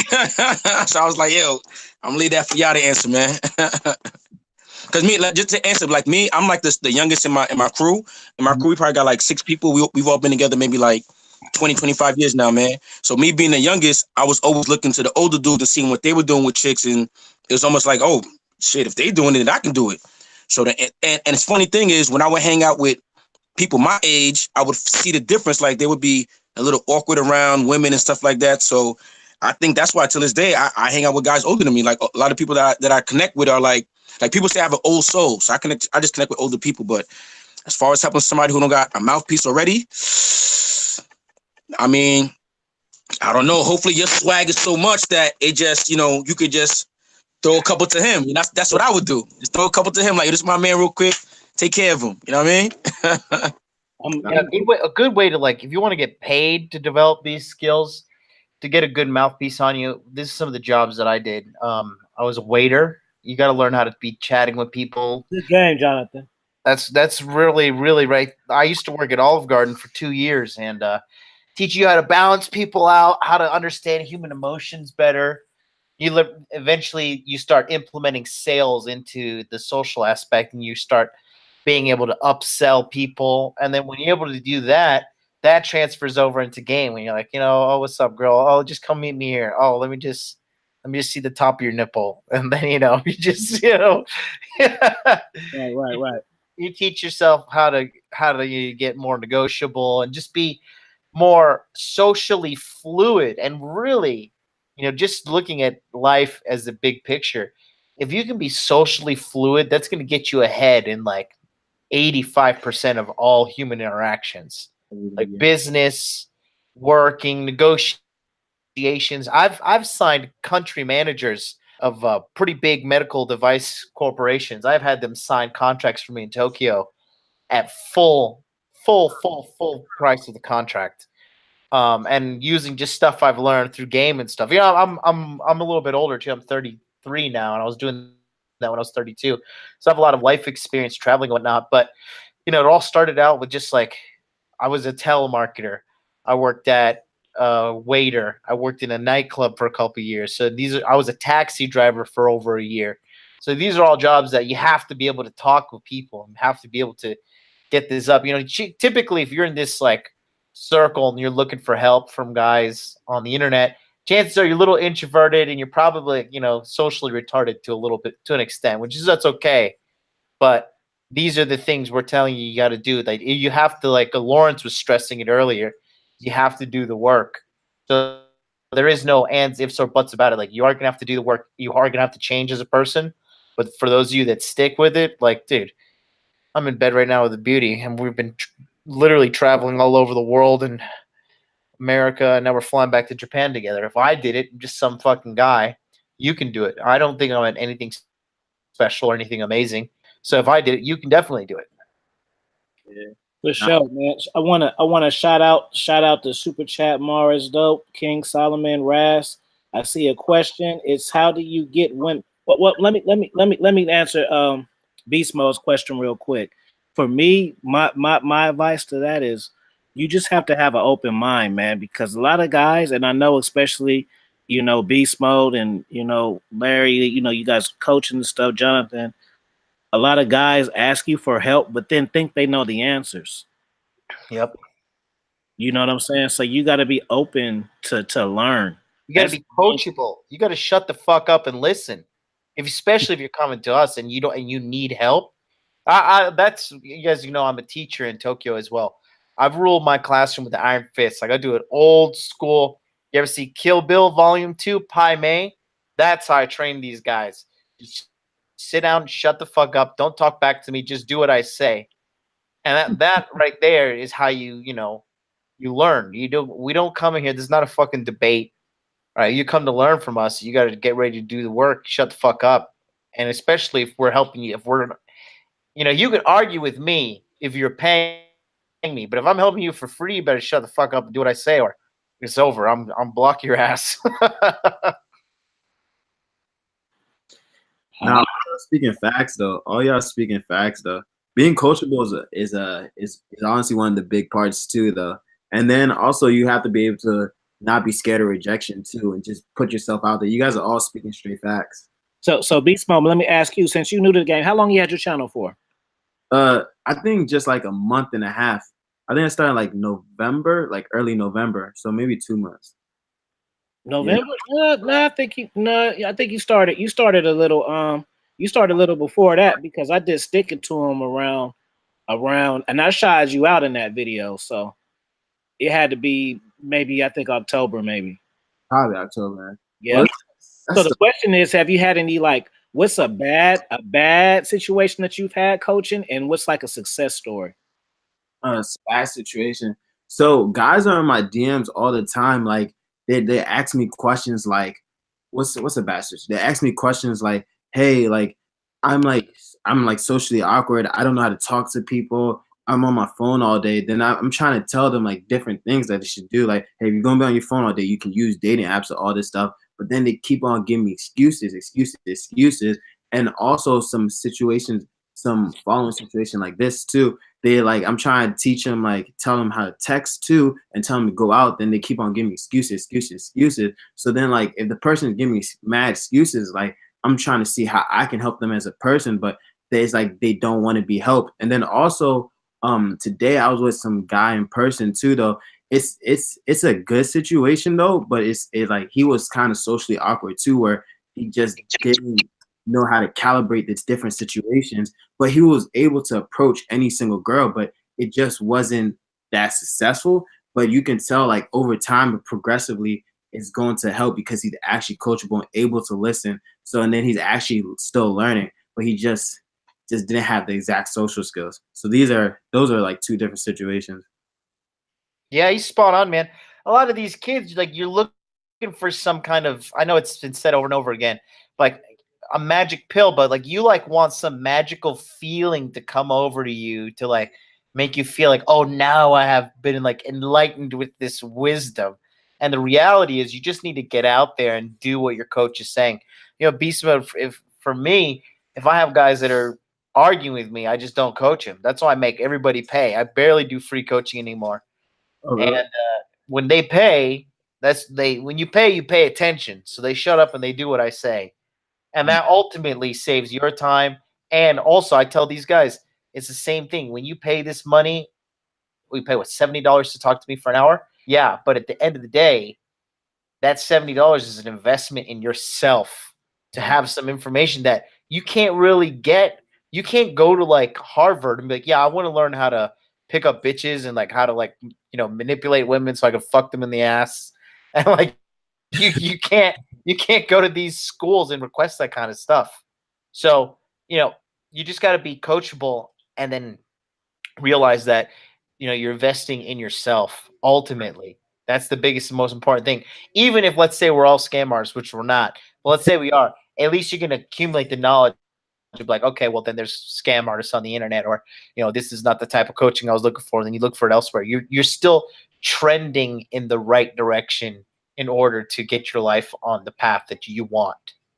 You can still learn from every single person, even if they're scam artists too, though. But what are some on your coaching call? What are some points that you always stress to your students, even when it's paid? Well, just don't everybody has their own issue, but I have to just like reaffirm that I know what the fuck I'm talking about. And every guy that I coach, man, I've got 0 refunds. Every guy, I get them set straight. Worst case scenario, it takes a year of like a coaching call every 2 months or something. But yeah, that right there is just, repetition and being coachable. It's pretty much all you got to do. I see a question from Mar. He says, how do you get women that's really fine to not value their looks? And so you want some pimp game. Now, this sounds like this for me. How do you get women that's really fine to not value their looks and understand that their character has to be top priority first in order for them to be considered as attractive to you? Well, you kind of answering your own question, man. Just let me give you some expert level game differently, right? So I'm gonna give you some game like this. I'm gonna copy and paste the end of the shit that you said. To be a top priority first, in order for them to consider you as attractive. Bam, you answered your own question. That's the expert level game. That's what you got to do. Mark.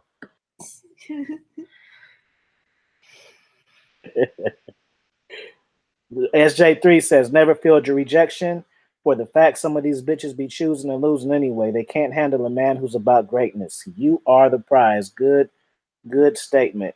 It's true story, man. One thing I noticed about being back in the States is how much like the average guy just pedestalizes these bitches, and these girls are just, they're bums. These girls are just like, they're living in some kind of delusion of safety and superiority.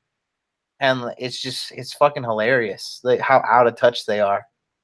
Like these girls, every girl, for example, like I was, just got back from the city of Denver, and every single female Uber driver was just like a basket case, like telling me all of her life problems. This one lady was telling me she had cancer and she had to like raise her children on her own. And every single like female woman, like, over 30 is driving Uber and is just, like telling me all of her life's problems. And I'm just thinking, like, how are you fucking dudes pedestalizing all these chicks? These bitches can't keep their fucking life intact, and we're thinking that they're superior to us. It's fucking laughable. I think Lawrence want to spit fire game because I'm an expert at body language. It looked like you want to say something. Yeah. Go ahead, Lawrence. I can't hear you. You on mute. I'm just fixing my collar because it was so on point what he was just saying. Man, a lot of these women in the United States are basket cases, hurt because the guy and the alpha male didn't have sex with them. Now they can't have him, so they're going to choose the beta male. I just shut down my Facebook page today because I went off on her. I didn't say I went off on women. I just told her like it was. But my point is this. Once you realize that you don't put her on the pedestal, it throws her off of her spear because she's been told that she is the prize. She doesn't know what to do when she ran across a man who does not put her on a pedestal. When you don't do that, watch her action. Watch what she does. Watch how she gains to get your validation.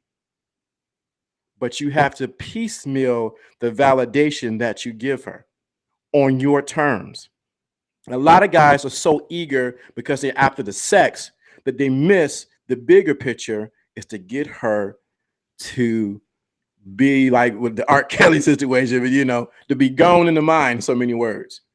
So that's what's so important. You cannot put them on a pedestal. I've watched guys day after day put women out. She got a body. She Instagram. She got a butt. She got breasts. Dude, can she even talk? Can she read? Does she know what a president is? Yep. Does she know it's a shutdown? I'm just saying. Some of y'all just want Debbie who can't read and can't even get things right because you just want to get a nut off. No, there's more. It's a wider spectrum. You should be at a place now. You should get this game where you become a wider spectrum of a quality of woman who fits into your life. The problem is a lot of you guys have not written down what kind of woman you want in your life. So you just choose any Susie, Trixie, Brenda, Chiquita, wherever they come along, and you don't know how to say no to the ones who don't belong in your life. Fire game right there. Anybody want to touch on that? But honestly, to not put women on a pedestal, you have to have like abundance mindset too. You still have to have like a bunch of women in your closet, have a whole rotation, have different women. You can't just be focusing on one girl because then you're always going to put on a pedestal and you're always going to be chasing that girl. And also women, they know when you have like a bunch of different girls, that's what they honestly attracted to because you're not going to be chasing them that much. And they're always looking for that guy that isn't chasing. And he's speaking facts too, right? Like you might get a badass girl, but she can't even cook. Like she's not even trained to like even be like a girlfriend. She just trained to have a bunch of guys chasing her and blowing money on them. And she gonna want you to blow money on them too. So it's like sometimes it don't be worth it to even focus on getting that bad girl. Those kind of girls are bums. Those girls are fucking poison, dude. Listen, girls not. Look, these bitches, they think it's some sort of achievement just because a guy wants to fuck them. But like, I don't know about you guys, but I want to fuck pretty much everything. So it's not much of a prize. It's more about logistics for me. So I just like, it takes no talent, takes no skill, and the market is just flooded with it. So I don't really see it as like as an accomplishment. Like, you know, I mean, I know how horny I am, so I pretty much want to bang anything. So like, what's the big deal? Just because you have a vagina? So many girls got vaginas. Can you cook? Can you read? Bitch, do you have is your license not suspended? You fucking bum. You running from any tickets? You have debt? Like, you know, that's what you start getting a grown man game. That's how you really start filtering out these bitches. Like, how much of a liability are you going to be as unto me as my business enterprise? Like, are you an asset or a liability? For me, these days, you know, you've already run through all the hoes and you had all the good times. For me, I'm just looking for compliance, man. I'm just like obedience and compliance. That's all I want. I don't give a fuck about anything else. I got shit to do, and I need you to fall in line, and that's it. And that's the bottom line, because Stone Cold said so, baby. That's what I want. That's exactly what I want. That's the bottom line, because Stone Cold said so. Hey, let me say one thing, man. Women always call guys selfish and all that type of shit. Women are the most narcissistic people, man, because they think with their egos. They don't even understand and being able to differentiate the difference between wanting to fuck with you. They think it's all the same thing. They don't understand when guys want to fuck, they don't know how to tell the difference between a guy approaching them to fuck and fucking with them. It's a difference. And but they just accept it like it's all the same thing, man. And it gives them a false sense of hope and ego. Like a woman can post a selfie and she has her ass on the sink on Facebook and she gets 100 likes or 1,000 likes. Those guys just want to fuck, but they look at it like, look how wanted and admired I am, and they really carry off this energy to that. Anybody want to touch on it? It's so true. It's delusion, man. But like, shout out to the guy who created the point system, because these bitches are putting their pictures of their ass all over the internet for free for fake internet point system. Can y'all hear me? Yep. Red Pill, he's got the random cameos. I don't know what's going on. I'm going between two phones. My shit cutting out. Anyway, I've been wanting to talk about putting bitches on pedestals for like 10 minutes now, man. Yeah, man. Dudes out here basically, I was going to say some long ass shit, but basically, dudes got to have a standard, man. Dudes got to set a standard. Like you said, they don't even care if a bitch could cook if they can even read. Like, how you fucking a bitch that can't even read? Like, that says a lot about you. You know what I'm saying? But like I heard somebody else say, like, dudes are just happen to get pussy, man. Like, come on, that's where we at right now. Come on. Oh, I thought my other joint went off. Anyway, y'all can still hear me? Yeah. All right, boom. Yeah, these dudes gotta set their standards, man. Like, you got dudes just happen to get pussy, man. And let me tell you how that messed up the game. That messed up the game with dudes just liking to get pussy, because now you got I could curse, right? You got fucking 5s and 6s acting like Beyonce. Yep. Like, are you fucking kidding me? Yep. Yo, some of the way some of these chicks act, I be looking at them, but if I say a word, I'm fat shaming, I'm a woman hater, but I'm like, nah, you look like a fucking booger wolf, and you talking about a dude gotta be 6'4" with a master's degree, 6 figures. Are you kidding me? Yo, ma, okay, I see you got your makeup well done. Good job. Your hair's done. Below your neck, you're about 350 pounds, ma. What's really going on? So the game is done. I don't know about y'all. Y'all might be still hopeful. Like, I mean, I'm good because I have my standards and I know what I like, and I attract what I like. But for my nephew, for my younger brother, for my little nephews that's 9 and 10, yeah, I feel bad for them, man, because back in my day, you fuck a fat bitch, you don't want to tell nobody about that. Nowadays, you taking pictures on you on the gram, like, yo, this is my boo right here. That's disgusting. Yeah, I swear, I stay home.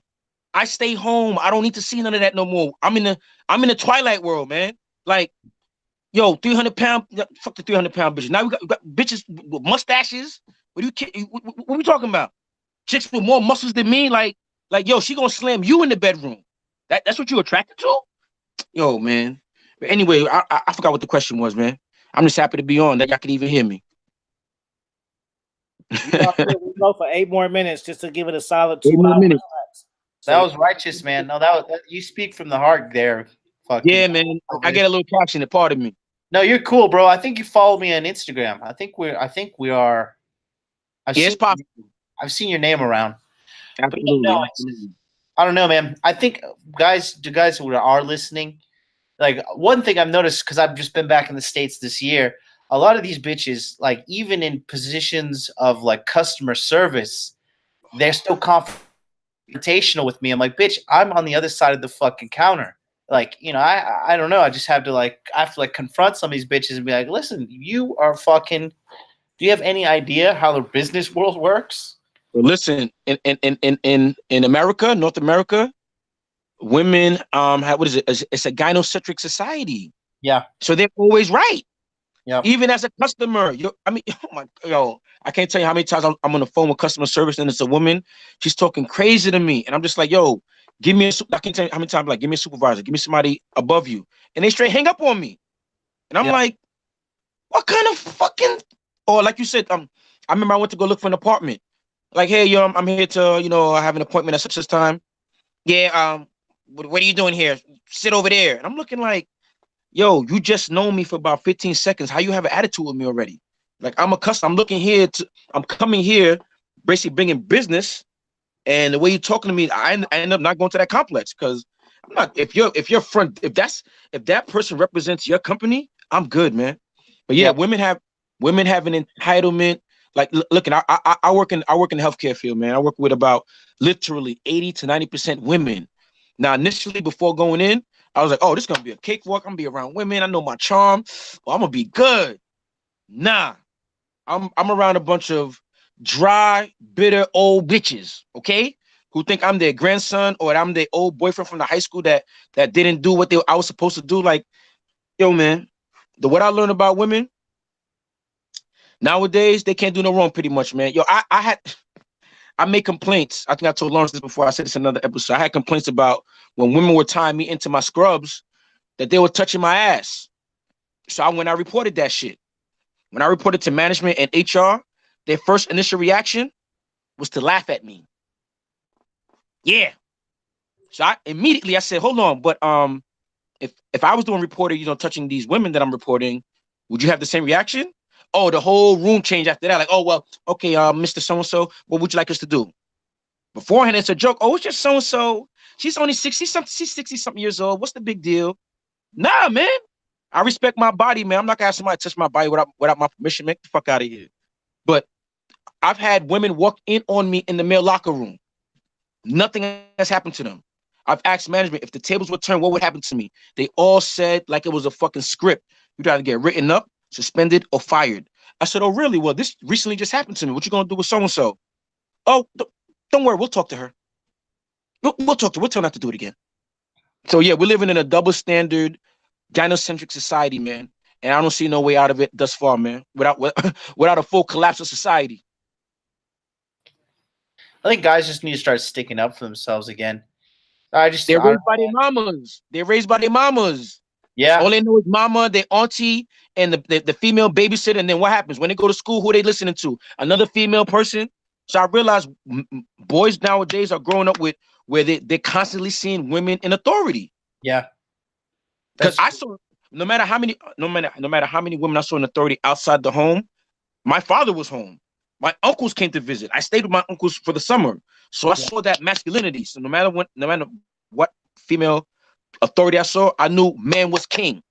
These dudes nowadays, their quote unquote leaders and kings are in jail or dead. All they know is mommy, auntie, teacher, babysitter. But that's about it. I'll say this though, a lot of guys, you know, probably similar to our situation as well.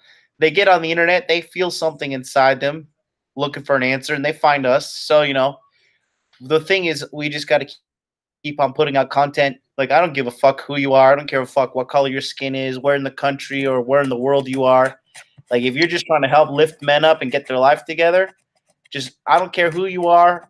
Just, that's what we all need to do. We need to make a collective voice and just get on the internet. Even if you got a fucking just a smartphone, you just make little videos here and there, or if you got like a little anonymous blog, all this stuff helps out. Because, you know, we are in the United States because, you know, talking about the single mom thing as well. You know, I was raised by a single mom, and I tell you, it's such like single moms try to fag you up. They don't do it on purpose. I just think it's in their DNA, and like that's how. But they don't know how to raise men.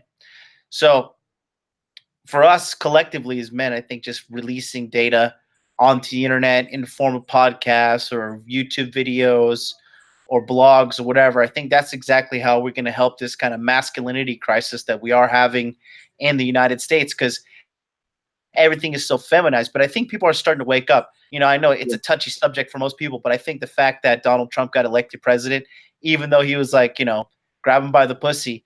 Well, because first and foremost, that was what he said was that's that high level fame game. When you're ultimately successful, high status like that, you can walk right up to a girl, grab her by the pussy. Not all of them.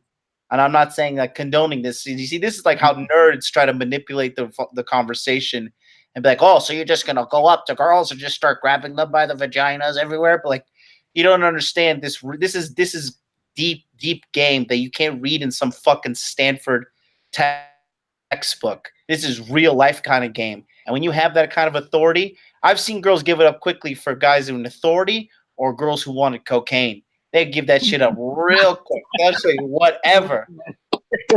Everybody's laughing on this panel because they fucking know I've seen it. That's why I'm laughing. I've seen it. That's just facts. These modes, you want to chime in about that? Marijuana too. I'm a guy on the other side of the world, never met any of these men before, but how I'm getting 3 different men on 3 different corners of the fucking planet all reacting the same way, because this is the truth. Let me pick it back real quick as far as like the mentality. You saying that, you know, we got this content on YouTube and just on the internet online, which is great. I'm still here, which is great. But what I would emphasize that real quick. what I would emphasize to everybody listening to this and people who listen to content online, you got to get out of the mob mentality, the group thinking, because you'll watch this, you listen to it, you'll pick up the gem, and you'll bring it back to your circle. Like, yo, I heard blah blah blah. Did you know blah blah blah blah blah? And they're like, man, get out of here, man. That stuff doesn't work, and that's not true, man. I didn't see that on TV. That stuff doesn't work. That's just, yo, you gotta get out of that. You gotta learn like this ain't for everybody. I said that in the prior episode. Nope. The software, everybody may not have the hardware for the new software that's coming out now, man. Maybe everybody's only built for for that old game, man. Oh, here we go again. I'm getting excited, man. My bad, fellas. Hold on. My bad. I gotta find myself. Can y'all still hear me? Yeah. Yeah. Maybe everybody ain't built for this new game, man, because like I've said before, I put this game to my younger brother. He's about 31. I put it on to my nephew. He's 22. They not getting it. And I be showing them like, yo. One time, my brother was talking to this chick. He must have been texting to her for maybe a month. I'm like, oh, word, just how was it smashing? He's like, yo, I didn't even smash yet.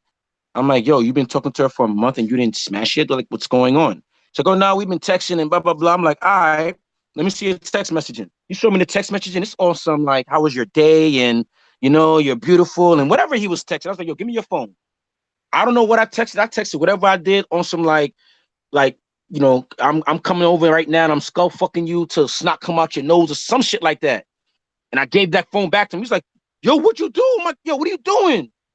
The response was, I'll be ready for you. Or basically she was with it. He looked at me like, what the fuck? I was like, yeah, man, you playing around with her. You treating her like she a good girl when she the fucking devil, my nigga. You gotta treat her like the demon she is, man. But I'm going off on a tangent, my bad, man.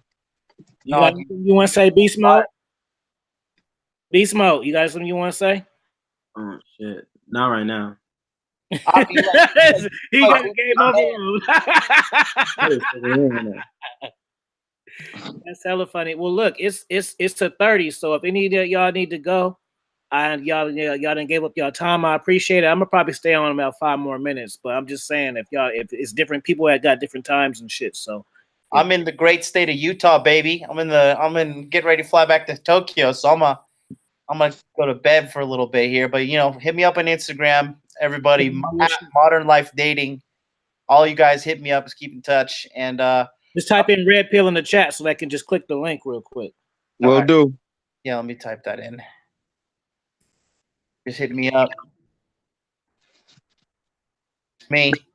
And then follow me on IG. Yeah, that's why I'm most active over there. Modern Life Dating. Everything is fucking acting up. Bingo. There it is. Okay, so you see Modern Life Dating, his channel, bam, Beast Mode, and you guys subscribe to each other, like Modern Life, check out Beast Mode. Yeah, I like Beast Mode. Yeah. Beast Mode, I see that look in your face, bro. It's hilarious. You've seen the other side, bro. You've seen the light. Oh, nah. Y'all was speaking straight facts, though. Y'all had me dying, too. All right. We got to do more of these things, bro. It's fucking hilarious. It's funny because game really is. It's worldwide. It's the same. We do them every Sunday, man. Every Sunday. I gotta catch my time zones. Yeah. I know how it is. And it's funny how everyone has the same sort of game, but it's different in their own context. You gotta apply it to yourself. Oh yeah. Somebody need to ask me some shit because I got a lot of gas. Y'all missing out. Finally back, man. Shit. Yeah, actually, I gotta get out of here, man. I gotta go save some lives tomorrow, man. Make sure I'm on my P's and Q's. You know what I mean? Because when y'all under anesthesia, you want to make sure everybody who's awake is on point, man. Like myself. So I'm gonna have to bid y'all do. All right. I thank you, everybody. Afi King, as usual, man. Thank you, man. Modern Life Dating, appreciate you. Beast Mode, we gonna link up. Lawrence D, you already know, man. So Afi King, everybody else, I'm out. Red Pill Chauvinist channel, y'all check it out. Join my Patreon page. I think I put that in the chat also. Join my Patreon page because I put some good content on that too, man. So let's get it, man. Yo, we should.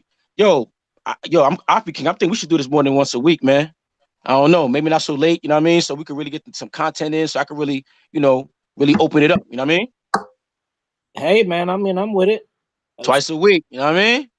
I ain't mad. Y'all was gonna have me doing this shit all day. I'm you know what? Fuck it. Y'all want me to go live all week, every day this week with a different show? Because me and Jonathan got our old global game show. We've actually did like 5 drops together. Me and Lawrence D. Adams did like 3 drops together. Me and Red Pill, we have all this show. We got a secret drop, a one-on-one. Pete, yo, Afi, we need to do some more drops, man. I need to one drop with you, man. We need some more of that. You want to do one-on-one? Let's do it. All right, man. So y'all hear it. So now, so if y'all want me to go live every day this week with something special and something different, press a fire sign, man. I'll do it. All right. Well, yes, I'm out. Sir. You guys take care. Let's show. Yes, sir. Yo, Afi, just hit me with the time, the date and the time, man. I'm with it, man. We're gonna drop these gems on their head. I gotta tell you about the trip anyway, because we didn't ever get a chance. Just give me a call. I gotta tell you about my trip to Costa Rica, man. That's a whole different situation. Yo, y'all didn't hear me before. Yo, my man Beast Mode, you say you in DR? Yo, I'm about to go back there in another 2 weeks, man. Is that your first time out there, or what? You a vet? Nah, that's the first time out there. Which city you going to? Well, this Puerto Plata, this Sosua. Next time I go, I'm gonna go to Santiago and Santo Domingo next time I go out there. But Sosua and Puerto Plata, yeah, I'm good there. I'm good there. Where you at? Where you at? You in Sosua, Puerto Plata? Easy, yeah, Sosua. So you went to the strip then? Hold on, I don't want to drop too many gems on this panel. So you went to the strip then? You went to you went to what's it called? The New York Club? I think it's called like New York 57 or something like that. Nah, I don't know what it is. It's like an upstairs joint. And like in the bar downstairs. In the bar downstairs. Yo, with the casino down the block. Yeah, you're on the right spot, man. Yo, damn, I don't even want to. I ain't. Matter of fact, I'm not gonna say nothing on this panel, man. But yeah, yo, hit me on the DMs or whatever, and I'll put you on, man. Like some spots you need to go to, and you know how the game is out there, man. Okay, they hustle out there. I'm gonna tell you right now, they hustle. 3 more minutes. I got something for you. Hey, yo, let me say this to Beast Mode, man. Hey, yo, if you like DR, you're gonna love Colombia. Okay. Yo, I heard about Colombia. Okay? Listen. No, if you think DR is like I like DR, Colombia is my second home. like I've been there we almost in the double digits now. How many times I've been over there? Like, woo! Like I just came back from the Medellin fashion show, man. Oh my god. Yeah. Check out my video on travel stamps, man. I did a matter of fact, I took that shit off. Put that shit on my Patreon. But one of my videos called Travel Stamp. Check that out, man. I document a little bit of my trip in Colombia, Medellin, Colombia, man. Bet. I'm gonna check. Medellin. That's a whole Let me get off. I can talk tonight about Medellin. But yo, everybody, have a good night, man. Appreciate y'all. Yeah, I'm about to be off too. I got work in the morning. All right, man. Yo, thanks for having me on, bro. No problem, man. All right, good night, y'all. Watch what happened though. It's Lawrence. Go ahead and Lawrence. All right. Well, I didn't get Lawrence channel. Do you comment Red Pill? No, it's Lawrence. Go ahead, hook him up. It's Lawrence D. Adams on Instagram and on YouTube. All right. I'm up.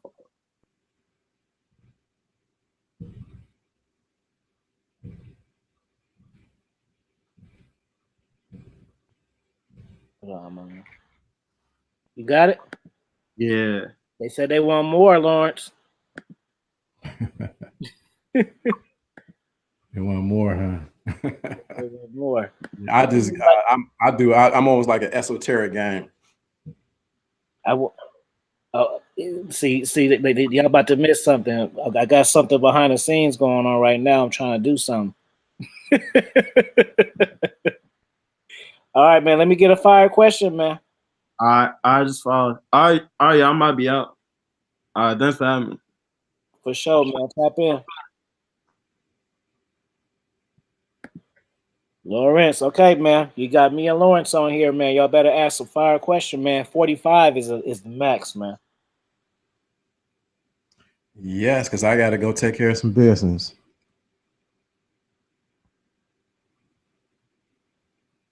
So that's 7 minutes.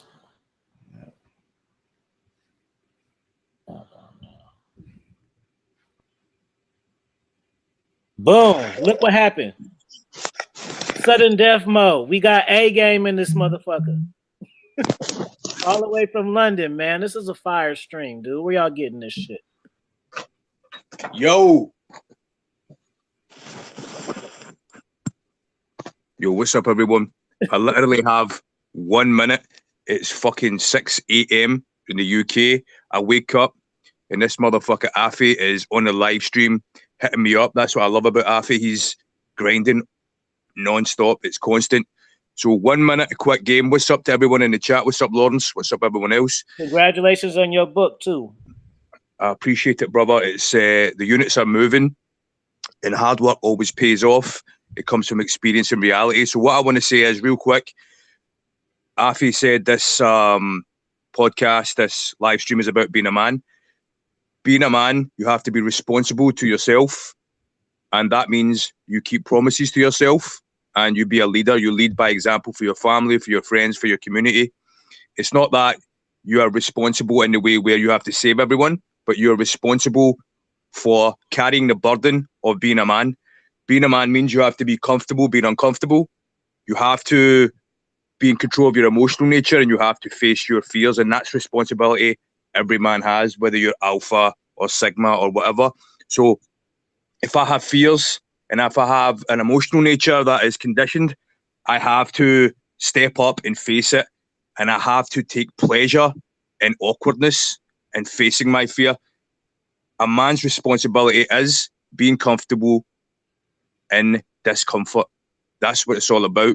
When we was in that motherfucking jungle and we had to eat and we had to make sure that our offspring survived, ain't no time to start crying and wondering what the fuck to text a bitch and what the fuck you're going to say to a bitch on a fucking date. It was about handling your business.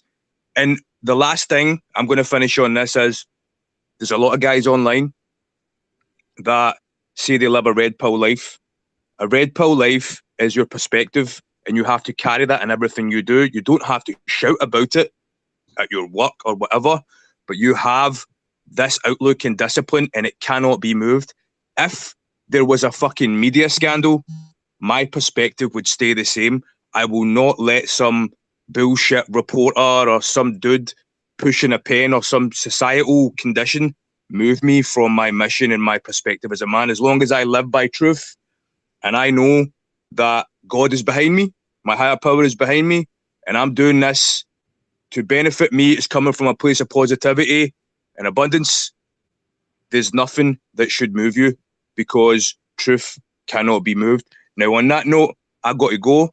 Check out the new book. It's Advanced Day Game, Hot Sex, Fast Sex and Hot Sex. Fast Sex with Hot Girls. Afi, I would appreciate it if you could leave a link in the chat and let them know where to find the book. If you basically go on my page and there'll be a video titled Advanced Day Game, Fast Sex with Hot Girls, click on that, go on the PayPal link and purchase a copy. I've mentioned Afi in it, I've mentioned Lawrence in it. So it's total experience and reality. And big up to everyone. God bless. I'm out. All right, man. Call me tomorrow, man. I shall. God bless. Peace out. Peace. Peace. I'm about to put his channel in the chat. Y'all just give me a second. Lawrence, you take it real quick while I rig up his channel real fast. No problem. Yeah, so somebody asked a question, can you mix red pill with Christianity? And the answer is yes, but you got to realize when you mix it with Christianity, it's going to go against what the church teaches. So a lot of things that you hear in red pill is going to be go counterproductive to what is taught in churches, not per se Christianity. Because how can Jesus was ever a beta male? He was completely alpha. He pulled 12 men together. I'm just saying, giving examples. So, but it can be pushed together. I'm more of a sense of coming with it with more of a spiritual side of it than more of a Christianity side, even though I'm classically trained in Christianity. Hope that answered your question, Ellis Jackson.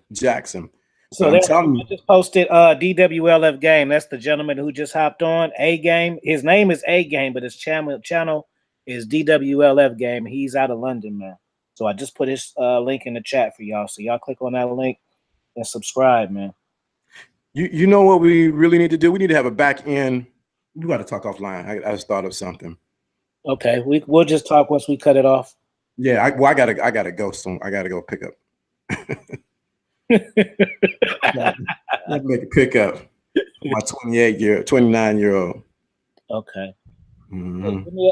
Just give me a holler tomorrow, man. We'll chop game, and you can tell me whatever you need to tell me. Yeah, definitely. Spirituality. Somebody asked spirituality versus religion. Religion will keep you in a bind versus spirituality will actually free you. So in essence, I can flow in any church because I've been classically trained in that. But that doesn't take away my red pill mentality and how I view life. That's what's up, man. So, yeah, man. You checking out?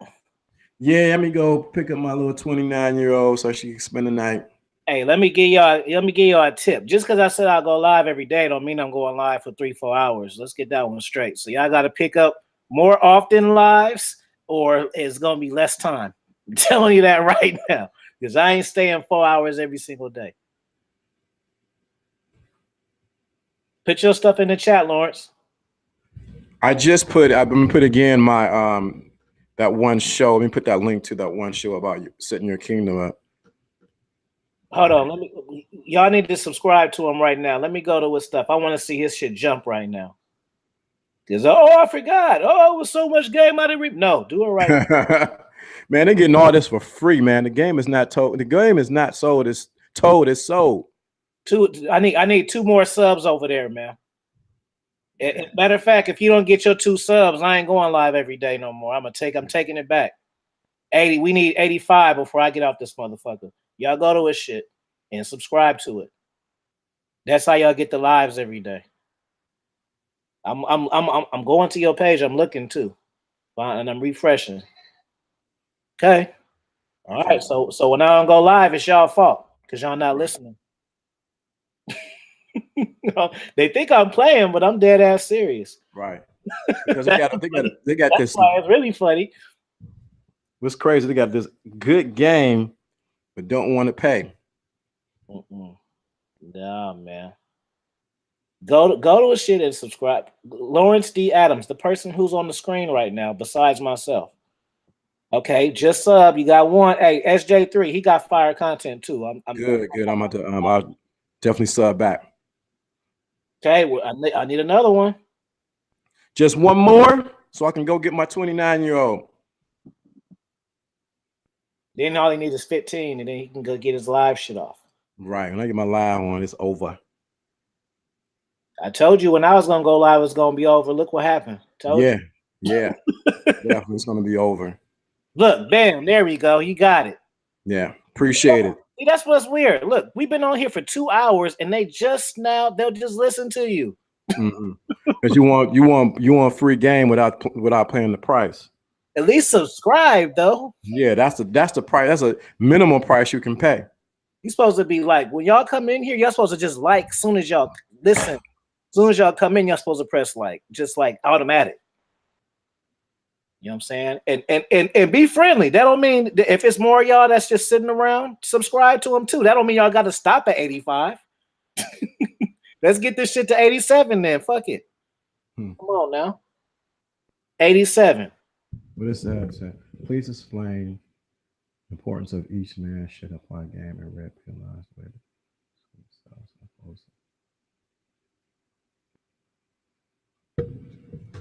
Thank you, Jackson. Thank you, Ellis, Mr. Jackson, for subscribing. Thank you, Ellis, for Jackson for subscribing. Thank you, SJ, for subscribing. Man, you asked the question right now. Oh, what's the question? He's asking. Oh boy, and a long one. It says, please explain the importance of how each man should apply game and red pill now. I guess red pill knowing in a way that works for themselves, as opposed to repeating what they've heard verbatim. Already subbed. Hey, fuck that. No disrespect, Lawrence. Y'all give him 2 more subs. Mr. Jackson, you came on so damn late. You done missed like 5 people. You gotta catch the Blade Black. You done miss Attraction Madison, Red Pill, Jonathan, Modern Life Data, and A Game, man. Let's get my man 2 more subs real quick, man. The closer to 90, the better, man. Because I know every single person in here didn't go to subscribe to him. I know it. To quit lying. I know y'all didn't. Just like how many likes is it? See, the likes don't even match the people, man. Y'all put a like in here too, man. This is your job, man. Put a like right now and then subscribe to his shit. I ain't gonna say nothing else till they do it. So you can say whatever you want, Lawrence. But it's funny because when you subscribe, actually, it's like paying your down payment on the game that you just heard. Facts.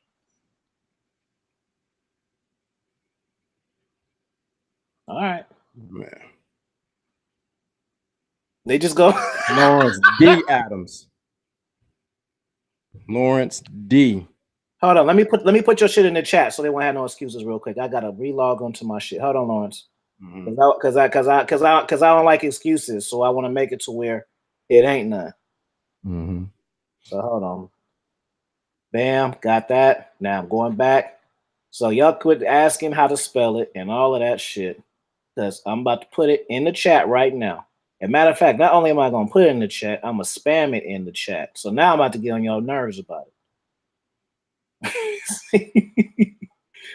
Hold on. Bam. Okay, boom. Y'all, there it is. Bam. There it is. Bam. There it is. Bam. There it is. Bam. There it is. Bam. There it is. Bam. There it is. Okay, now let me check your subs now, man. Because y'all gotta support each other, man. I ain't just saying that shit. Okay, 89, baby. That's what I'm talking. But see, this is the thing, Lawrence. Why do we have to go through this? Because there's a reason for it, but that's off the record. There's a reason for it. One of my marketing mentors says you have to put a ladder in front of people. Boom, 90, nigga. There we go. That's what we talking about. Thank you, thank you, thank you. Shit, thank y'all. I see you. It's coming through my email. Thumbs up, man. This is what we here for. All right. Any last questions or comments before Lawrence is out? I appreciate y'all subbing them too, man. And next time, anybody y'all see on the panel, you sub them, because I have expert level game and I have expert level pimp game and I got expert level finesse game. So what you got to realize is if I got somebody on my shit, that's the vouch right there. You don't have to worry about if they fire. If they on my shit, they fire. So just is he click nigga? He on my panel. The fuck? That's the answer. All right, I gotta get out of here. 29-year-old is saying she's ready. All right, man. Hit me up tomorrow. Definitely. All right. Thank you so much. Appreciate it. No problem. Okay, let me see. Ellis, how do you reframe? So I'm gonna stay on this motherfucker until 8 minutes. Okay, y'all, 2.5 hours. How do you refrain from backsliding into low confidence mind frame? You gotta center yourself. You gotta recenter yourself. When you find yourself slipping, you gotta put yourself back in the right direction. Don't wait for yourself to slip all the way and then try to bring yourself back. Do it when you find yourself slipping a little bit, check yourself. That's how you do it. Let me see if it's another question. Let me see. I've heard the whole time, just working in the background. Oh, I'm glad you was here, Mr. Jackson, man, because sometimes it'd be like a lot of game, and then it's like I don't want to repeat that shit. You know, we done had like 7 motherfucking fire people on here, all content creators too. You know what I'm saying? So this is good game y'all getting. Y'all not just getting on YouTube watching drops and getting all this fucking game. I promise you're not.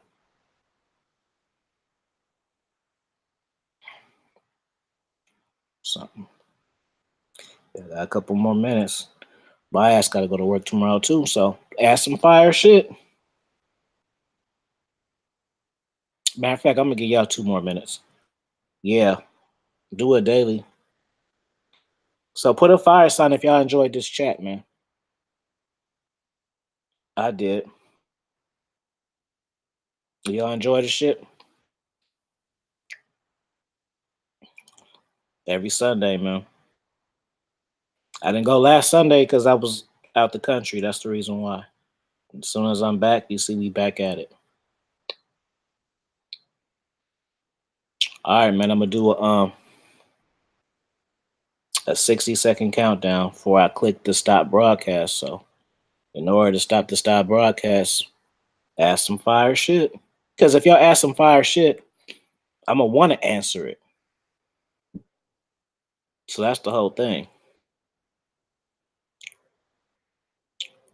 I'm glad y'all enjoyed it, man. Share it with somebody too. So how I gotta put on here a WLF game was on here, Beast Mode magazine was on here, and Jonathan from Modern Life Dating was on here, and then obviously Lawrence D. Adams, Attraction Mansion, and Red Pill Chauvinist was all on here. Thank you, King Solomon, for the super chat. That's my BOA voice. Thanks, King Solomon, for the super chat. Afi Kingdom, does reading books improve your mouthpiece with women? It can. Reading books just gives you a better understanding of what the fuck is going on and how to respond to it. But you still gotta practice. You can't just read a book and then as soon as you finish reading the book, you step outside and you're just knocking hella bitches. Like it don't go like that. You gotta practice. For the super chat. My man be away. King Tao. Oh, okay. So you've been watching this whole time being quiet, huh? You gotta wait. Why you wait until I'm about to get off? Now you want to ask. This whole time you didn't want to ask. But let's see. It says, how's going to the DR? How is going to the DR real game when the females know these going down there to hit? Let me say that again. How is going to the Dominican Republic real game when the female, because when you go to Dominican Republic, anywhere you go, females know you want to hit when you holler at them, fool. Shit. Would you tell a girl I like you? Let me give you a call. She know you want to fucking hit. Then it don't matter where the fuck you at. If you in Idaho, Ohio, Eskimo, they know you want to fuck. So there you. That's your question. So wherever you at, if you got game, you can fuck bitches. You know. So King Tao, come with another one. You thought you stumped me. No, you didn't stump me. King Tao, it's your turn to stump me. Ask me some good ass shit. Cause I know you thought you was gonna stump me with that one. Nope. I'm too slick with the words, nigga. I'm the slickest on the West Coast. Ain't nobody fuck with me.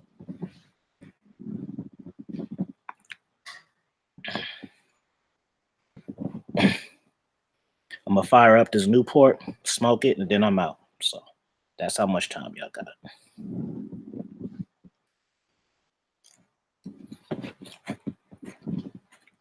Where my lighter at?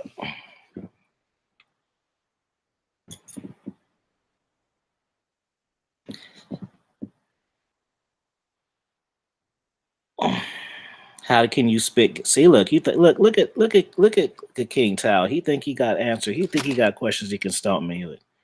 Press 1 if y'all think he can. Press 1 if y'all think King Tao think he's stomping me.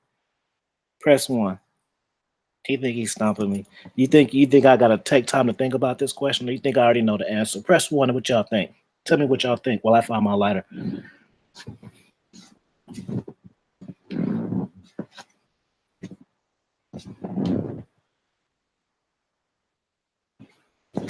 What did I do with it? Damn.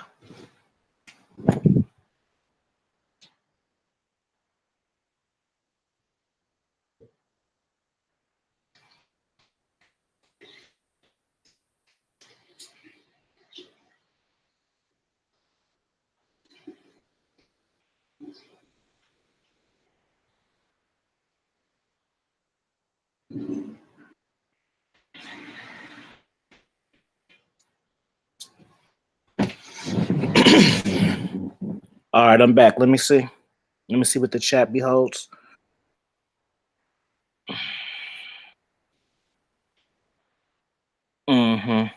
Yeah, man. I know what you're thinking. You trying to test my expert level expertise, man. You didn't know I was the slickest?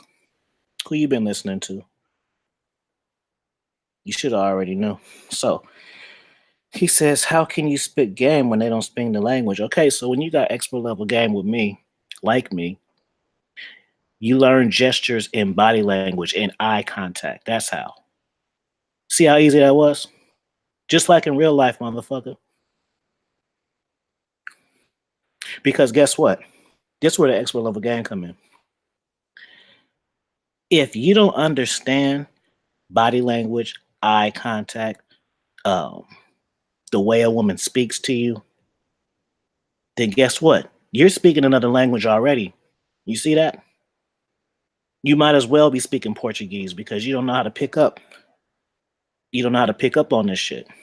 You see? So if you don't understand game, then you don't understand any language. Right? If you got a woman who speak English, dude, and you don't understand all the shit that I just said, you speak Chinese. You don't know how to communicate. You see what I'm saying? So try again. One more time. Did I get him? Yeah, you know I just like to talk shit, man. Mm-hmm. Yeah, I do got the sauce, man. My trip was dope, man. I talked about who was I on? Matter of fact, I was on Ever Overton shit, and I called in. I told him about the trip. That was on his last live, not his live from today, but the one from like yesterday. Trip was dope, man. The trip was dope. The trip was dope. We'll have to talk about it another time because that's like a see King Tao. Wait, who asked me that again? Let me see. Eli trying to bait me. He knows if he asks me the right questions, I'm gonna stay on 10 more minutes with a question like that. Let's see. Women in London more receptive to black women or no? Yeah. They like dudes over there. They like black dudes. There's a lot of sisters. They got bodies like sisters, man, out there. Personally, I like Amsterdam better though, but it all depends on what you looking for and what you like, because everybody, you know what I'm saying? Like I go to foreign countries and shit to experience foreign life, not just to fuck bitches. I already know I'm gonna fuck bitches. I don't have to even like think about it. Like, ooh, am I gonna? I already know I'm gonna fuck bitches.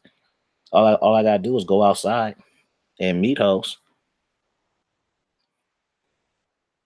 Infinite Peak says, "How should I go about keeping this thought in my rotation?"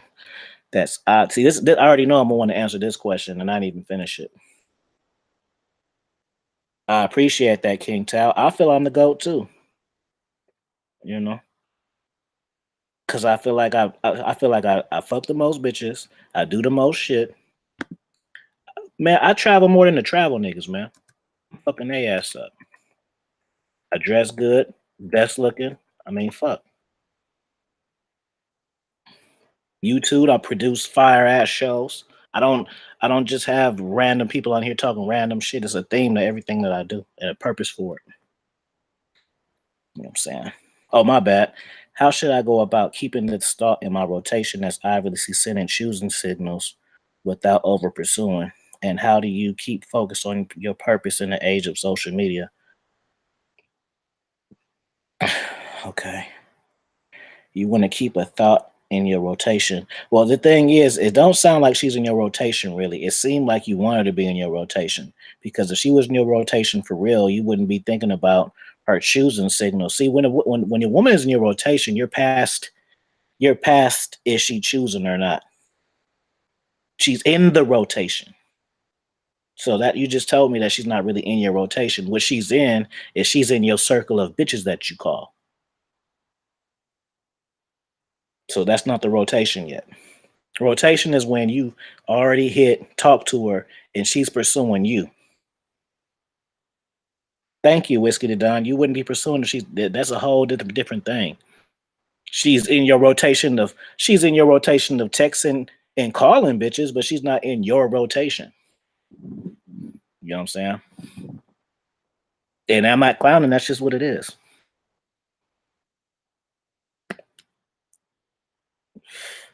And how do you keep focus on purpose in the social age? Media, log off that shit. I take breaks from social media. Like I won't delete my Instagram, but I'll uninstall it from my phone because that's what makes me keep going to it because it's like an app. So I just press it. I'm already logged in, and I just end up spending all time on that shit. So just uninstall it, and then when you're ready to go back, just uninstall your shit, and then you'll get all your mixed messages and all that shit. So yeah, every now and then, just uninstall Facebook Messenger, uninstall Instagram, uninstall Stay. People always want to erase it. Don't fucking erase it when you know you're gonna come back to that shit. Just uninstall it. Because you know you're the least, because you're probably not gonna go to Facebook.com, put your email in, put your password in. For the most part, y'all just clicking on the app. So I hope that answered your question, Infinity Peaks. Let me get one. Well, I'll take two more because I'm smoking a cigarette real quick, so I might as well finish it on air. Even though y'all can't see me, that's what I'm doing.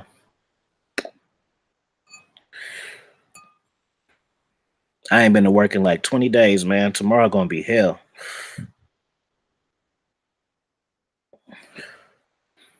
That's one thing I hate about taking like this winter breaks and shit like that. The first day always be annoying. Like, man. Last day I went to work was like December 21st or some shit like that. So it's been like 2 whole weeks, like 20 days. Yeah. Let me look how much cigarette I got left. I'm good for like 3 more questions based on this Newport. And to answer y'all questions too, I'm gonna answer a question that y'all haven't asked. Like I don't now there's a whole thing with the manosphere and shit about lying to hoes and shit. I don't lie to women, but I don't tell them I smoke at first. That's one thing that I don't do. I don't tell women I smoke. Once I fuck with them at first and get them online, then I'll make it seem like, then I'll be like, oh, I only smoke when I drink, and then I do it like that. But I don't put my deal breakers out there, because for a lot of women it's a deal breaker for if you say you smoke. So I don't say it. I get them online first, and they find out later. Then once I got they soul, it doesn't really matter whether I smoke or not because they already invested. Yeah, see what I'm saying?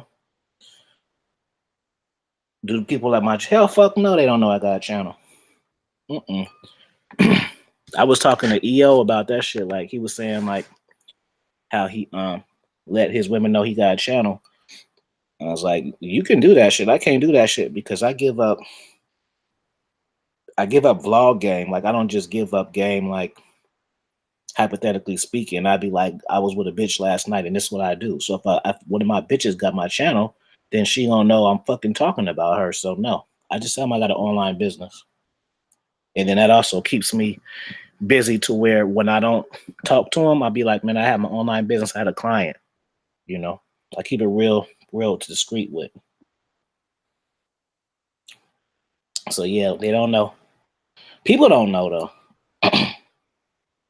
People find out, but I don't like announce this shit, you know, because I don't want people knowing the shit that I say. You know, if people find out, I can't help them to find it out. But like I said, I could go viral, man, easy. All I gotta do is share my shit on Facebook. If it's from my Facebook alone, that shit'll get around so fast. Because I don't really post on my Facebook that much. So people will be all in my shit like, oh, you doing it? You know. Or if I really wanted to go viral, all I have to do was cash out 1,000 and put my shit on Real Star. Bam, I'm viral. Shit's so easy. I just don't want to do that. Hey, Afi, will you do a breakdown of how you go about getting women online? What I'll do, Jeff, is I have see, y'all don't realize, y'all got to go to my Patreon because according to YouTube, I got 120 drops, but in real life, I got like 310 drops. So actually, Jeff, what I'm gonna do is I'm gonna send you online dating. It's a drop, and if anybody need that drop, follow me on Instagram, and I'll send you that drop as well. I'm gonna send you. It's part 1 is online dating. Is how to get chicks off of Snapchat, Facebook, Instagram. I don't use in POF and Match. I don't use Twitter. I don't use Tinder. So POF, Match, Facebook, Instagram. And then part 2 is a story time, and I give y'all a story of how I fuck bitches off each of these platforms. So I'll send those to you when I get off this shit, Jeff. Oh, shout out. Look at this. See, Jeff just see me on O'Shea shit. He already subbed to your Patreon. Y'all should feel bad. So I'm gonna send you those 2 drops as soon as we get off, Jeff. And if anybody else need those 2 particular ones, the online dating one and the story time, DM me on Instagram. I'll send them to you because they're not on YouTube. They're not on there. So you can look all through my shit. They're not on there. Do you have tips for your online bio? I don't do Tinder. I don't do Tinder. I set it up, but I never fucked with it because I'll never need to. Like, it's like once my shit, I get so much results out of the shit that I already use. It's like I don't even need no more hoes. Just between Instagram and Facebook, I get enough bitches off of that to where I don't even need another outsource for it. But yeah, anybody need those 2 drops? Even if you're not on my Patreon, I'll send you those 2. Cause that's like 21 minutes worth of game that I ain't gotta even say if y'all just listen to the fucking videos, so y'all could just learn it just like that. So there you go. So yeah, if y'all on my Instagram, just DM me drops, and then I'll send you those 2. One more question, and that's it. And then Jeff, I'll DM you those 2 drops, and then whoever else need those 2 drops, like God Juice, if you remember those 2 drops and you need them, need them, then DM me drops, and so then I know to send them to you. Because like a lot of my drops, like good drops, travel 3, 2, 1. They not on Facebook only. You can only get it if you're a Patreon. And like keys to getting women, that's not on there. 10 King Commandments, that's not on there. Live from Dubai, that's not on there. I took it off. I took off principal base. You got to be on my Patreon, and then you can see that shit. She's still around. She's still on my line though. But if you want to re-listen to my drop, get on my Patreon. I'll send it to you. And I got a part 2 that actually I was on my wrestling channel and I accidentally was recording, and I was talking to her, and she was talking about she wanted me to hit her raw and shit. Only a few people heard that. Like Ray heard it. All About Dollar heard it. It's on my wrestling channel, Expert Level Wrestling. It's not even on this. It's not even on this platform. So yeah, that's what's up with her. Anything else?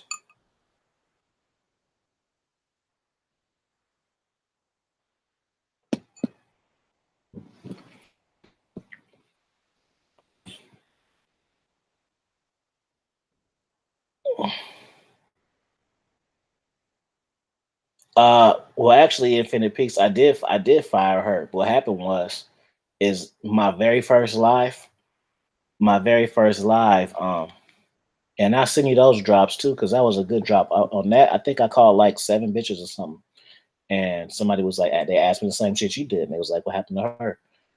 So I was like, you want me to call her? So I called her on speakerphone and shit. And then from then, I hadn't talked to her in some months. And I still haven't seen her though. I don't really want to. Like she is fired, but how do I keep a chick in rotation? Keep her chasing, keep her chasing, and keep giving her shit and pulling back, giving her shit to chase. Yeah.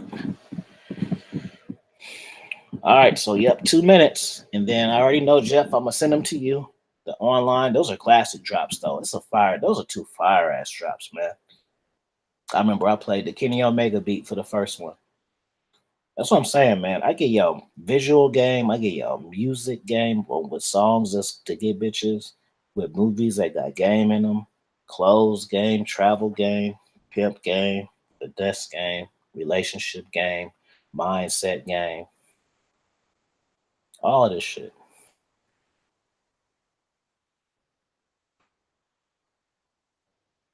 Mm-hmm. Yeah, Ellis, if you DM me on Instagram, I'll send you the part 2. Nobody, only like 5 people seen that because it was alive on my expert level wrestling channel, and I took it down. But I can send it to you in your DM just so you can laugh. Because it's just me and her talking shit. I didn't even know. I didn't even know I was live, and then I start seeing people commenting, and I'm like, oh shit, I'm live. Fuck it, whatever. So then I just start talking nasty to her.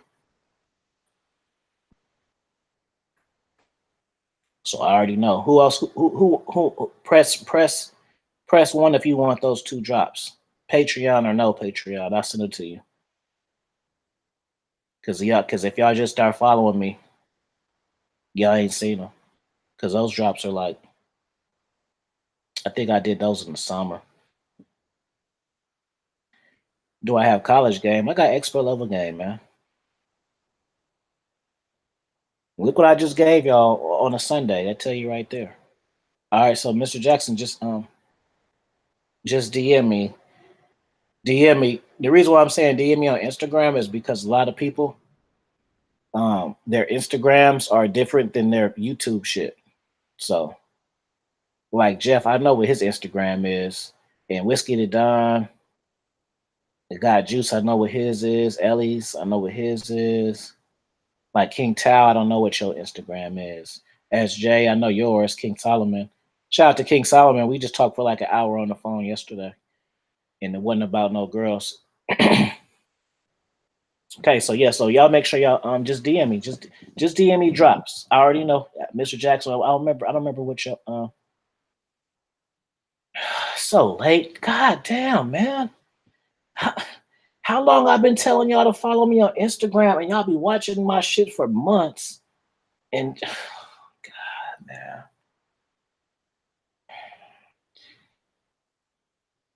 Y'all want more chicks, man. Y'all gotta start learning how to listen, man.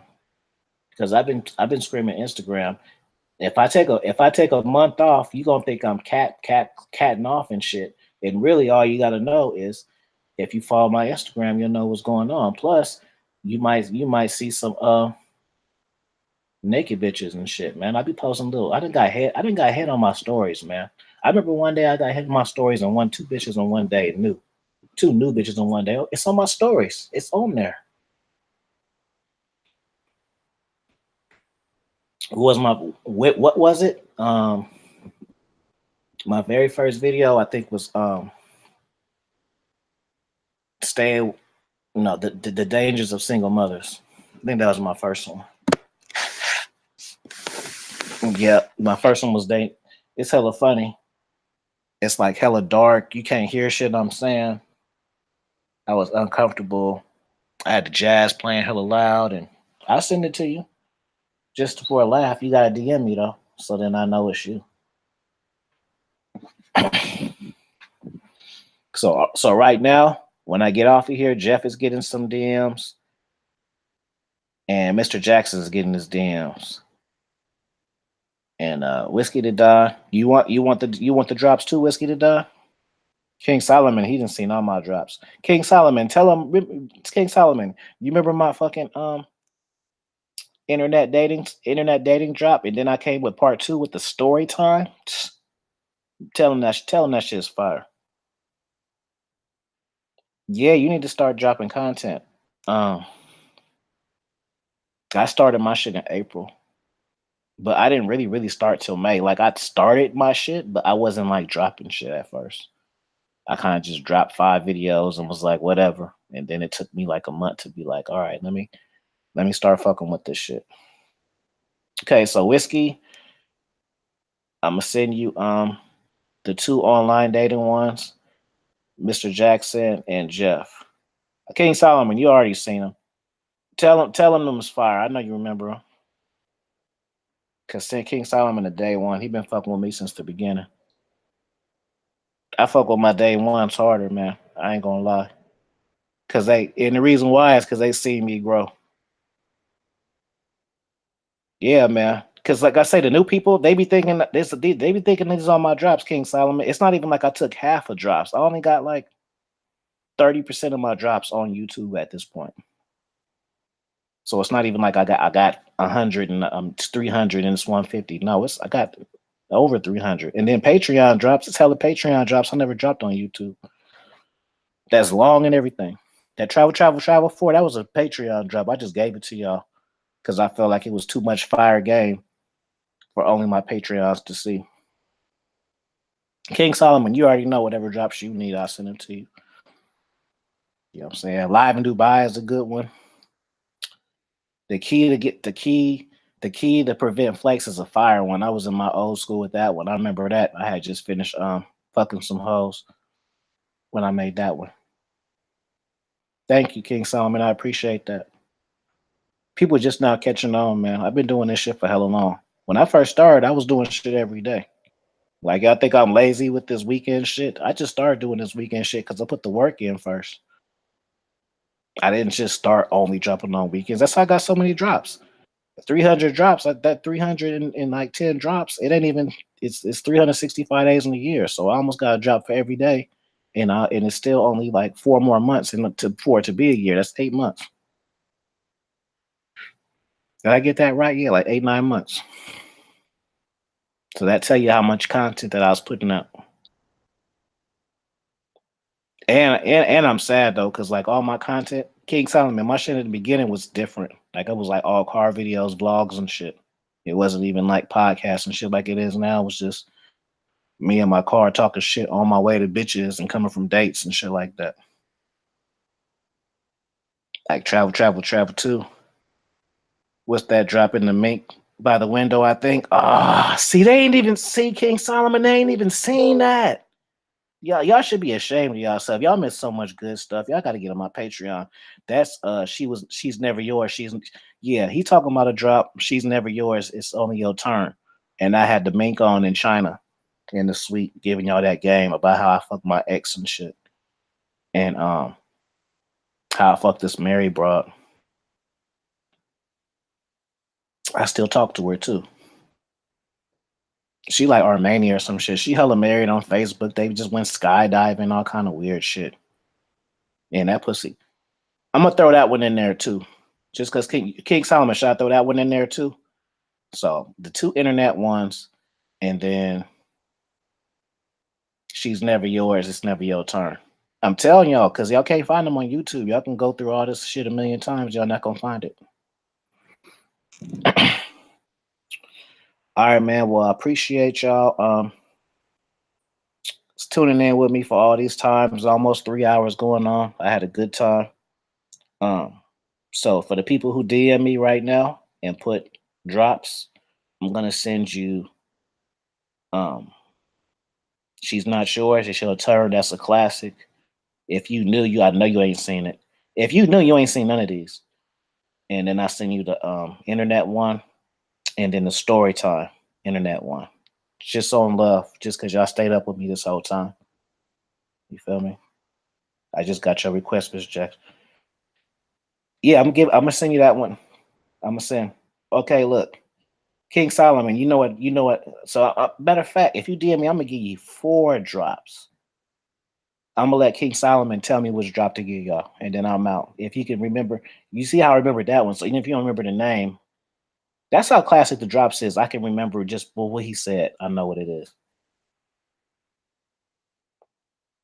So we got both the internet data ones. She's Not Yours. It's your turn.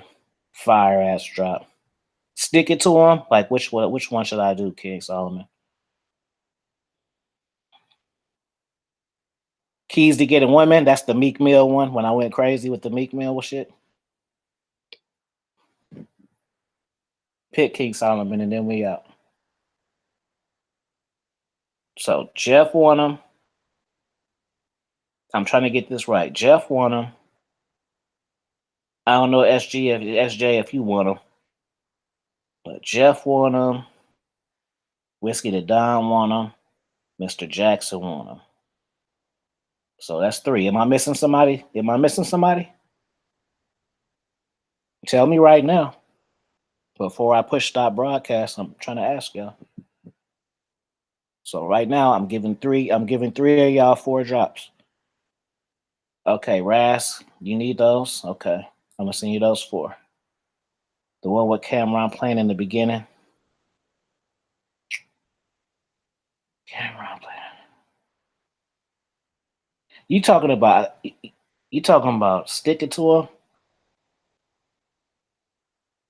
Can you send them here on YouTube? No, fool. I gave you 3 hours, and I'm giving you free drops that you can't get on YouTube. That's enough right there. You want me to make it too easy? You want me to go to my YouTube, copy and paste, link to this, go to my no, fool. You show me initiative, and then I'll do it.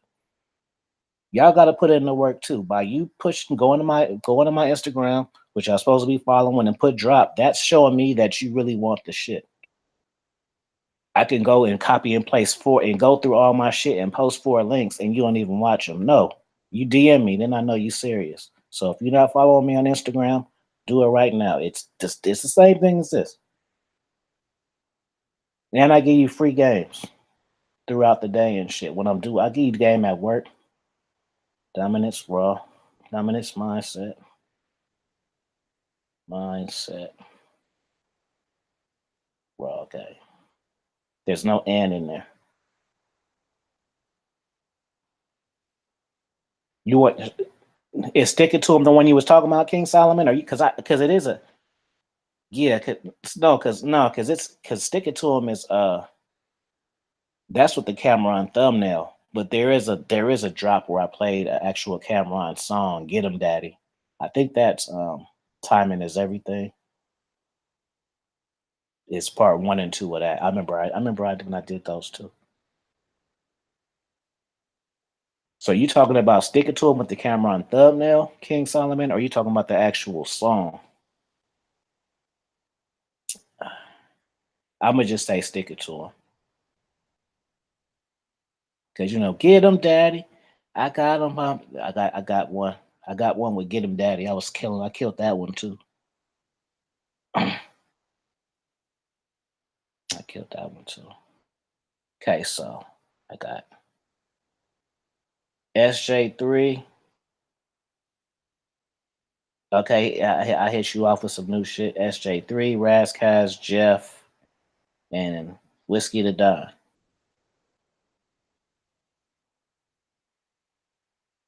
Oh, okay. I would just send them stick it to them because if that's like if you just not following me that's one that you need to have seen so you can get the principles of this shit. Or maybe I'll send you live in Dubai.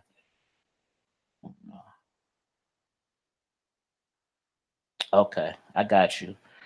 All right, man. So I'm gonna hit y'all with those 4 drops. Anybody else? It's a sudden death mode. Anybody else? You secret watchers, say something right now, or just DM me on Instagram and I'll do it. I'm gonna do it right now because I'm finna go to bed. So it's actually you ain't gotta wait. I'm actually gonna do it as soon as I get off this shit.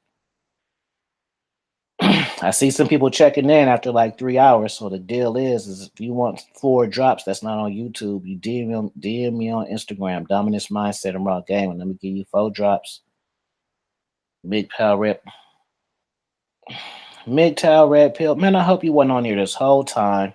And now you want the free drops, so now you saying what's up. But I just put it in there right there. It's the same as this, but I'm gonna type it. Because the only difference is there's no and in it. Dominance mindset. And it's the same picture as the one you see. It's the same picture as that as the and it says Afi Kingdom on there. So you know that's me. Dominance mindset. Okay. Okay, so there's no excuses. That's what it is. Now you go on there, you look at bitches. So you the same way you search the bitches, then you just type that in, and it's gonna be this fine ass motherfucker right here with this beard, this mink on, looking at China, and this little beanie was so cold that day. That's what you're gonna see. All right, yeah. So do it right now, because if you do it tomorrow, I'm not gonna be prompt with it. I want to do it. I want to hit y'all all off while I'm in the mood and I'm still up. 2 internet ones. Stick it to them. I forgot the other one. It'll come to me once I go through my shit. Yeah, so follow me on Instagram. Get on my Patreon too, the same one. And you know, you on the Patreon, I just send you random ass shit. I'm a post on Patreon every day this week too. I already got 2 drops taped. And I'm gonna do 3 more. But peace out, y'all.